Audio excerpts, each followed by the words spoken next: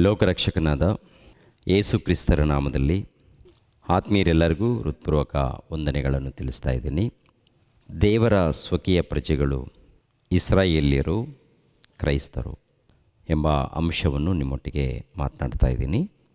ಪರಿಶುದ್ಧ ಗ್ರಂಥದಲ್ಲಿ ನೋಡುವಾಗ ಒಂದು ಕಾಲದಲ್ಲಿ ಇಸ್ರಾಯೇಲ್ ಜನಾಂಗದವರನ್ನು ದೇವರು ನನ್ನ ಸ್ವಕೀಯ ಪ್ರಜೆಗಳು ಅಂತ ಸಾಕ್ಷಿ ಕೊಟ್ಟಿದ್ದಾರೆ. ಪ್ರಿಯರೇ, ತಂದೆಯಾದ ದೇವರು ಇಸ್ರಾಯೇಲ್ಯರನ್ನು ಕುರಿತು ಮೊದಲನೇದಾಗಿ ಭೂಲೋಕದಲ್ಲಿದ್ದಂಥ ಸರ್ವ ಮಾನವರು ದೇವರ ಮಕ್ಕಳು. ಹಾಗಿರುವಾಗ ಇಸ್ರಾಯೇಲ್ಯರನ್ನು ಮಾತ್ರ ಯಾಕೆ ನನ್ನ ಸ್ವಕೀಯ ಪ್ರಜೆಗಳು ಅಂತ ಹೇಳಿದ್ದಾರೆ? ಒಂದು ಮಾತನ್ನು ನಾವು ವಾಕ್ಯದಲ್ಲಿ ನೋಡೋಣ.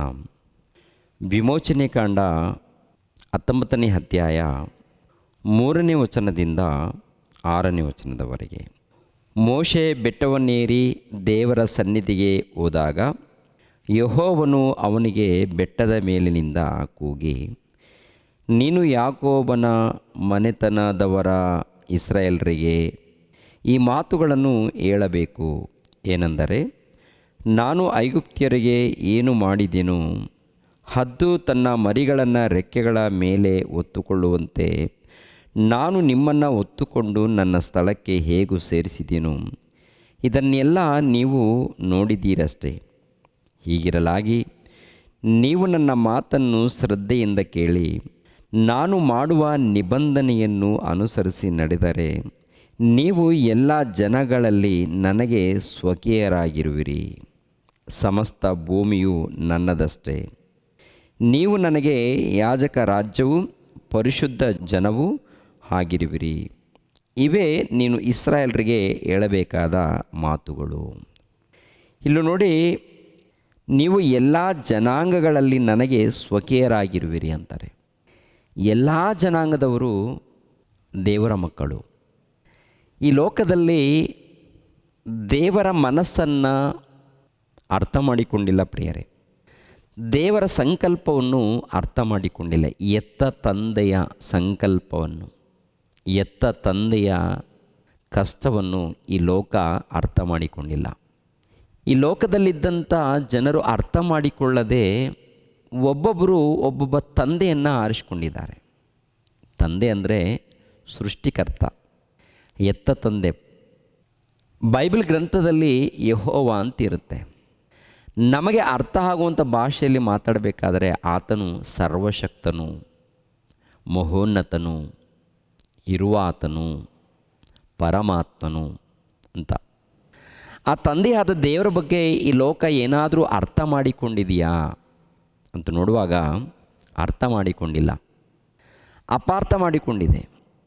ಈಗಿನ ಕಾಲದಲ್ಲಿ ಯಾರಾದರೂ ದೇವರನ್ನ ಹುಡುಕಿ ದೇವರನ್ನ ಅರ್ಥ ಮಾಡಿಕೊಂಡು ಭಕ್ತಿಯಿಂದ ಜೀವಿಸಬೇಕು ಎಂಬ ಆಲೋಚನೆ ಜನರಿಗೆ ಏನಾದರೂ ಇದೆಯಾ ಅಂತ ನೋಡುವಾಗ ಇಲ್ಲ.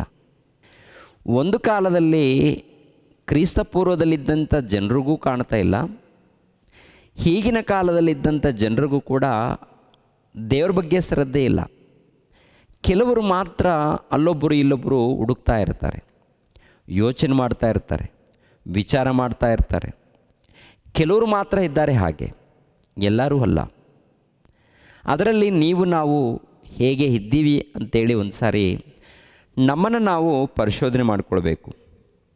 ಇಸ್ರಾಯೇಲ್ಯರನ್ನು ಕುರಿತು ದೇವರು ಹೇಳಿರುವಂಥ ಮಾತು ನೋಡುವಾಗ, ನೀವು ನನ್ನ ಸ್ವಕೀಯ ಪ್ರಜೆಗಳು, ಎಲ್ಲ ಮನುಷ್ಯರಲ್ಲಿ ನಿಮ್ಮನ್ನು ಆರಿಸಿಕೊಂಡಿದ್ದೀನಿ ಅಂತ ಹೇಳ್ತಾರೆ. ಎಲ್ಲ ಮನುಷ್ಯರನ್ನು ಯಾಕೆ ಕೈ ಬಿಟ್ಟಿದ್ದಾರೆ ಅಂತ ನೋಡುವಾಗ, ದೇವರು ಕೈ ಬಿಟ್ಟಿಲ್ಲ. ಟೋಟಲ್ ಭೂಲೋಕದಲ್ಲಿದ್ದಂಥ ಎಲ್ಲ ಮಾನವರನ್ನು ದೇವರು ಕಾಪಾಡ್ತಾ ಇದ್ದಾರೆ. ಅಂದರೆ ಈ ಲೋಕದಲ್ಲಿ ಬದುಕಬೇಕಾದರೆ ಎಲ್ಲರಿಗೂ ಆಹಾರವನ್ನು, ಎಲ್ಲರಿಗೂ ನೀರನ್ನು, ಎಲ್ಲರಿಗೂ ದವಸ ಧಾನ್ಯಗಳನ್ನು, ಇವೆಲ್ಲವನ್ನು ಕೊಟ್ಟಿದ್ದೇ ದೇವರು. ಇವರಲ್ಲಿ ಪ್ರತ್ಯೇಕವಾಗಿ ಇಸ್ರಾಯೇಲ್ ಜನಾಂಗದವರನ್ನು ಒಂದು ಕಾಲದಲ್ಲಿ ನೀವು ನನ್ನ ಸ್ವಕೀಯ ಪ್ರಜೆಗಳಾಗಿರಬೇಕು ಅಂತೇಳಿ ಯಾಕೆ ಹೇಳಿದ್ದಾರೆ? ಲೋಕದಲ್ಲಿ ಜನರು ಇಲ್ವಾ? ಇಷ್ಟೆಲ್ಲ ಜನ ಇದ್ದಾಗ ಇಸ್ರಾಯೇಲ್ಯರನ್ನು ಯಾಕೆ ಆರಿಸಿಕೊಂಡಿದ್ದಾರೆ ಅಂತ ನೋಡುವಾಗ, ತಂದೆಯಾದ ದೇವರು ಅಬ್ರಹಾಮನಿಗೆ ಮಾತು ಕೊಟ್ಟಿರ್ತಾರೆ ಪ್ರಿಯರೇ. ಅಬ್ರಹಾಮನಿದ್ದನಲ್ಲ, ಕ್ರಿಸ್ತ ಪೂರ್ವದಲ್ಲಿ ಸುಮಾರು 2200 ವರ್ಷಗಳ ಹಿಂದೆ ಅಬ್ರಹಾಮನ ಇತಿಹಾಸ ಇರುತ್ತೆ. ಆತನು ದೇವರಲ್ಲಿ ಭಯಭಕ್ತಿ ಉಳ್ಳವನಾಗಿ, ನಂಬಿಕೆಯುಳ್ಳವನಾಗಿ ಇದ್ದಂಥ ಭಕ್ತನು ಆತನು. ಏನ್ರಿ, ಆತನಿಗೆ ದರ್ಶನ ಕೊಟ್ಟು ಒಂದು ಮಾತಲ್ಲಿ ಕರೆದಾಗ ಹಿಂದೆ ಮುಂದೆ ವಿಚಾರ ಮಾಡದೆ ದೇವರ ಮಾತಿಗೆ ವಿಧೇಯನಾಗಿ ಹೊರಟೋಗ್ತಾನೆ. ದೇವರ ಕಣ್ಣಿಗೆ ಕಾಣಲಿಲ್ಲ, ದೇವರು ಕಣ್ಣಿಗೆ ಕಂಡಿಲ್ಲ. ಮಾನವ ನೇತ್ರಗಳಿಗೆ ತಂದೆಯಾದ ದೇವರು ಯಾರಿಗೂ ಕಂಡಿಲ್ಲ ರೀ. ಆದರೆ ದೇವರು ತನ್ನ ದೂತನ ಮೂಲಕ ಒಂದು ವಾಣಿಯನ್ನು, ಇಲ್ಲ ಒಂದು ಕರೆ ಬರುತ್ತೆ. ಅಬ್ರಹಾಮನೇ ಸ್ವದೇಶವನ್ನು ಬಂಧು ಬಳಗವನ್ನು ಬಿಟ್ಟು ನಾನು ತೋರಿಸುವಂಥ ದೇಶಕ್ಕೆ ಹೊರಟು ಹೋಗು. ಅಲ್ಲಿ ನಿನ್ನ ದೊಡ್ಡ ಜನಾಂಗವಾಗುವಂತೆ ಮಾಡುತ್ತೇನೆ, ನಿನ್ನನ್ನು ಆಶೀರ್ವಾದ ನಿಧಿಯಾಗಿ ಮಾಡುತ್ತೇನೆ. ಯಾಕೆ ಈ ಮಾತನ್ನು ಹೇಳಿದ್ದಾರೆ ಅಂತ ನೋಡುವಾಗ, ಆತನು ಅಂದರೆ ಅಬ್ರಹಾಮನು ದೇವರಿಗೆ ವಿಧೇಯನಾದಂಥ ಭಕ್ತನು. ಎರಡನೇದಾಗಿ, ನಿನ್ನ ಮೂಲಕ ಈ ಲೋಕದಲ್ಲಿದ್ದಂಥ ಎಲ್ಲ ಜನಾಂಗದವರಿಗೆ ಆಶೀರ್ವಾದ ಮಾಡುತ್ತೇನೆ. ಮತ್ತೊಂದು ವಿಷಯ, ನಿನ್ನ ಸಂತಾನಕ್ಕೆ ನಾನು ಕಾನಾನ್ ದೇಶವನ್ನು ಕೊಡ್ತೀನಿ, ಭೂಭಾಗವನ್ನು ಕೊಡುತ್ತೇನೆ ಅಂಥೇಳಿ ಅಬ್ರಹಾಮನಿಗೂ ಅಬ್ರಹಾಮನ ಸಂತತಿಗೂ ವಾಗ್ದಾನ ಮಾಡಿರ್ತಾರೆ. ಅಬ್ರಹಾಮನನ್ನು ನೋಡಿ ಅಬ್ರಹಾಮನಿಗೆ ಕೊಟ್ಟಂಥ ವಾಗ್ದಾನದ ಮೇರೆಗೆ ಇಸ್ರಾಯೇಲರಿಗೆ ಹೇಳುವಂಥ ಈ ಮಾತು ಇಸ್ರಾಯೇಲ್ ಜನಾಂಗದವರಿಗೆ, ನೀವು ನನ್ನ ಸ್ವಕೀಯ ಪ್ರಜೆಗಳು. ಯಾಕೆ ಅಬ್ರಹಾಮನನ್ನು ನೋಡಿ ಹೇಳಿರುವಂಥ ಮಾತೆ, ಅಬ್ರಹಾಮನಿಗೆ ಕೊಟ್ಟಿದ್ದಾರಲ್ಲ ವಾಗ್ದಾನ, ಆತನಿಗೋಸ್ಕರ. ಯಾಕೆಂದರೆ ಅಬ್ರಹಾಮನ ವಿಷಯದಲ್ಲಿ ನೋಡುವಾಗ ನನ್ನ ಸ್ನೇಹಿತನಂತೂ ಕೂಡ ಹೇಳ್ತಾರೆ. ನನ್ನ ಸ್ನೇಹಿತನು, ಇಲ್ಲಾಂದರೆ ನಂಬಿಗಸ್ತನು. ಕೆಲವು ಅಬ್ರಹಾಮನಿಗೆ ಒಳ್ಳೆ ಬಿರುದನ್ನು ದೇವರು ಕೊಡುವಂಥದ್ದು ನೋಡ್ತೀವಿ. ಆತನ ಮೂಲಕನೇ ಆತನ ಸಂತಾನಕ್ಕೆ ಆಶೀರ್ವಾದ ಬರುತ್ತೆ. ಅದಕ್ಕೆ ಆತನ ಸಂತಾನ ಇದೆಯಲ್ಲ, ಇಸ್ರಾಯೇಲ್ ಜನಾಂಗದವರು ಪ್ರಿಯರ ದೇವರ ಮಕ್ಕಳಿರ ನನ್ನ ಸ್ವಕೀಯ ಪ್ರಜೆಗಳು ಅಂತೇಳಿ ಒಂದು ಕಾಲದಲ್ಲಿ ಇಸ್ರಾಯೇಲರಿಗೆ ಹೇಳಿರುವಂಥ ಮಾತು. ಮತ್ತೊಂದು ಮಾತನ್ನು ನಾವು ಗಮನಿಸೋಣ. ಧರ್ಮೋಪದೇಶ ಕಾಂಡ 7ನೇ ಅಧ್ಯಾಯ 6ನೇ ವಚನ 7ನೇ ವಚನವನ್ನು ನೋಡೋಣ. ಯಾಕೆಂದರೆ ನೀವು ನಿಮ್ಮ ದೇವರಾದ ಯೆಹೋವನಿಗೆ ಮೀಸಲಾದ ಜನರಾಗಿದ್ದೀರಲ್ಲವೇ, ಆತನು ಭೂಲೋಕದಲ್ಲಿರುವ ಸಮಸ್ತ ಜನಾಂಗಗಳಲ್ಲಿ ನಿಮ್ಮನ್ನೇ ಸ್ವಕೀಯ ಜನವಾಗುವುದಕ್ಕೆ ಆದುಕೊಂಡನು. ನಿಮ್ಮನ್ನು ಎಲ್ಲ ಜನಾಂಗಗಳಲ್ಲಿ ಹೆಚ್ಚು ಮಂದಿ ಎಂದು ಇಷ್ಟಪಟ್ಟು ಆದುಕೊಳ್ಳಲಿಲ್ಲ. ನೀವು ಎಲ್ಲ ಜನಾಂಗಗಳಿಗಿಂತಲೂ ಸ್ವಲ್ಪ ಮಂದಿಯಷ್ಟೇ. ಯೆಹೋವನು ನಿಮ್ಮನ್ನು ಪ್ರೀತಿಸಿ ತಾನು ನಿಮ್ಮ ಪಿತೃಗಳಿಗೆ ಮಾಡಿದ ಪ್ರಮಾಣವನ್ನು ನೆರವೇರಿಸಬೇಕೆಂದು ಐಗುಪ್ತ್ಯರ ಅರಸನಾದ ಫರೋಹನ ಕೈಕೆಳಗೆ ದಾಸರಾಗಿದ್ದ ನಿಮ್ಮನ್ನು ಬಿಡುಗಡೆ ಮಾಡಿ ತನ್ನ ಭುಜಬಲವನ್ನು ಪ್ರಯೋಗಿಸಿ ಆ ದೇಶದೊಳಗಿಂದ ಬರಮಾಡಿದನು. ಒಂದು ಕಾಲದಲ್ಲಿ ನೀವು ಐಗುಪ್ತ ದೇಶದಲ್ಲಿ ಗುಲಾಮರಾಗಿದ್ದೀರಾ, ದಾಸರಾಗಿದ್ದೀರಾ. ದಾಸರಾಗಿದ್ದಂಥ ನೀವು ಗುಲಾಮರಾಗಿ ಬಿಟ್ಟಿ ಕೆಲಸ ಮಾಡುವಂಥ ನಿಮ್ಮನ್ನು ನಾನು ಕಾಪಾಡಿಕೊಂಡು ಬಂದಿದ್ದೀನಿ. ನಾನು ನಿಮ್ಮನ್ನು ಸ್ವಕೀಯ ಪ್ರಜೆಗಳನ್ನಾಗಿ ಮಾಡಿಕೊಂಡಿದ್ದೀನಿ. ಅಂದರೆ ನೀವೇನು ಬಹಳ ಮಂದಿ ಇದ್ದೀರಂತಲ್ಲ, ಎಲ್ಲ ಜನಗಳಿಗಿಂತ ಸ್ವಲ್ಪ ಮಂದಿನೇ ಇದ್ದೀರಾ. ಆದರೆ ನಿಮ್ಮ ಪಿತೃರಿಗೆ ನಾನು ಪ್ರಮಾಣ ಮಾಡಿದ್ದೀನಿ. ನಿಮ್ಮ ಪಿತೃರಿಗೆ ಏನು ಪ್ರಮಾಣ ಮಾಡಿದ್ದೀನಿ ಅಂದರೆ, ನಿಮ್ಮ ಪಿತೃರು ಯಾರು? ಅಬ್ರಹಾಮ, ಇಸಾಕ, ಯಾಕೋಬ. ಅಬ್ರಹಾಮನ ಮಗನು ಇಸಾಕನು, ಇಸಾಕನ ಮಗನು ಯಾಕೋಬನು, ಯಾಕೋಬನಿಗೆ 12 ಮಂದಿ ಮಕ್ಕಳು. ಆ 12 ಮಂದಿ ಮಕ್ಕಳಿಗೆ ಇಸ್ರಾಯೇಲ್ ಜನಾಂಗದವರು. ಆ ಇಸ್ರಾಯೇಲ್ ಜನಾಂಗದವರಾಗಿರುವಂಥ ನೀವು ಬಹಳ ಮಂದಿ, ಅಂದರೆ ಸುಮಾರು ಜನ ಬೆಳೆದಿದ್ದೀರಲ್ಲ. ನಿಮ್ಮ ತಂದೆ ಅಂದರೆ ನಿಮ್ಮ ಪೂರ್ವಿಕರಿಗೆ, ನಿಮ್ಮ ಪಿತೃಗಳಿಗೆ ನಾನು ಪ್ರಮಾಣ ಮಾಡಿದ್ದೀನಿ, ವಾಗ್ದಾನ ಮಾಡಿದ್ದೀನಿ. ಆದ್ದರಿಂದ ನನ್ನ ಸ್ವಕೀಯ ಪ್ರಜೆಗಳನ್ನಾಗಿ ನೇಮಿಸಿಕೊಂಡಿದ್ದೀನಿ, ಆರಿಸಿಕೊಂಡಿದ್ದೀನಿ ಅಂತೇಳಿ ಇಸ್ರಾಯೇಲ್ ಜನಾಂಗದವರನ್ನು ಕುರಿತು ಈ ಮಾತನ್ನು ಹೇಳುವಂಥದ್ದು. ಆದರೆ ನೋಡಿ, ಲೋಕದಲ್ಲಿದ್ದಂಥ ಎಲ್ಲ ಜನರಿದ್ದಾರೆ. ಎಲ್ಲ ಜನರಿಗಿಂತ ಈ ಜನರನ್ನು ಆರಿಸ್ಕೊಳ್ಬೇಕಾದ್ರೆ ಕಾರಣ ಪಿತೃರು. ಅವ್ರು ನಡ್ಕೊಂಡಿರುವಂಥ ಭಕ್ತಿ, ನಂಬಿಕೆಯಿಂದ ನಡೆದುಕೊಂಡಿದ್ದಾರೆ, ಭಕ್ತಿಯಿಂದ ನಡೆದುಕೊಂಡಿದ್ದಾರೆ, ಒಂದೇ ಮಾತಿಗೆ ಒಳಪಟ್ಟಿದ್ದಾರೆ. ಅವರಲ್ಲಿ ಏನ್ರಿ ಕಪಟ, ವೇಷಧಾರಣೆ, ಮೋಸ, ಅನ್ಯಾಯ ಇಲ್ಲ ರೀ ಪಿತೃಗಳ ಬಳಿಯಲ್ಲಿ. ಆದರೆ ಇಸ್ರಾಯೇಲ್ಯರ ಬಳಿಯಲ್ಲಿ ಎಷ್ಟು ರೀತಿಯಲ್ಲಿ ಆಶೀರ್ವಾದ ಕೊಟ್ಟಾಗ, ಪ್ರೀತಿಸಿದಾಗ, ಕಾಪಾಡಿಕೊಂಡಾಗ, ಎಷ್ಟು ರೀತಿಯಲ್ಲಿ ಕೂಡ ದೇವರು ಸಹಾಯ ಮಾಡಿದಾಗಲೂ ಕೂಡ ಇವರು ಕೂಡ ಏನಾಗ್ತಾರೆ ಅಂದರೆ ಏನ್ರಿ ಅನ್ಯರ ಹಾಗೆ ಲೋಕದಲ್ಲಿದ್ದಂಥ ಜನ ಇದ್ದಾರಲ್ಲ ಅಂಥ ಗುಣವುಳ್ಳವರಾಗಿ ನಡ್ಕೊಳ್ತಾರೆ. ಲೋಕದಲ್ಲಿದ್ದಂಥ ಪ್ರಜೆಗಳು ದೇವರ ಮಕ್ಕಳಾಗಿರುವಾಗ ದೇವರನ್ನ ಬಿಟ್ಟು ಮಾಡಬಾರದ ಕೃತ್ಯಗಳನ್ನು ಮಾಡಿಕೊಂಡು ಜೀವಿಸ್ತಾ ಇರ್ತಾರೆ. ಕೊನೆ ಪಕ್ಷದಲ್ಲಿ ಜನರನ್ನು ನೋಡಿದಾಗ ಇಸ್ರಾಯೇಲರು ಒಂದು ರೀತಿಯಲ್ಲಿ ಒಂದು ಬೆಟರು, ಎಲ್ಲ ಜನಗಳಿಗಿಂತ ಇವರು ಒಂದು ರೀತಿಯಲ್ಲಿ ಒಳ್ಳೆಯವರಾಗಿ ಕಾಣ್ತಾರೆ. ಆದರೆ ಬರ್ತಾ ಬರ್ತಾ ಇವರು ಕೂಡ ಅನ್ಯರ ಹಾಗೆ ಬದಲಾಗ್ತಾರೆ ಪ್ರಿಯರೇ. ಇವರನ್ನು ಕುರಿತು ಎಷ್ಟು ರೀತಿಯಲ್ಲಿ ಹೊಗಳಿದ್ದಾರಪ್ಪ ಅಂತ ನೋಡುವಾಗ, ನನ್ನ ಸ್ವಕೀಯ ಪ್ರಜೆಗಳು ಅಂತ ಹೇಳ್ತಾರೆ ದೇವರು, ಓಕೆ, ನನ್ನ ಯಾಜಕರು ಅಂತ ಹೇಳ್ತಾರೆ, ನನ್ನ ಪರಿಶುದ್ಧ ಜನಾಂಗ ಅಂತಲೂ ಹೇಳ್ತಾರೆ. ನನ್ನ ಪರಿಶುದ್ಧ ಜನಾಂಗವೆಂದು, ನನ್ನ ಸ್ವಕೀಯ ಪ್ರಜೆಗಳೆಂದು, ನನ್ನ ಮಕ್ಕಳು ಎಂದು, ನನ್ನ ಪ್ರಿಯಳು ಎಂದು, ನನ್ನ ಹೆಂಡತಿ ಎಂದು ಅದ್ಭುತ ರೀತಿಯಲ್ಲಿ ಇಸ್ರಾಯೇಲ್ಯರನ್ನು ಕುರಿತು ಮಾತನಾಡ್ತಾರೆ ದೇವರು.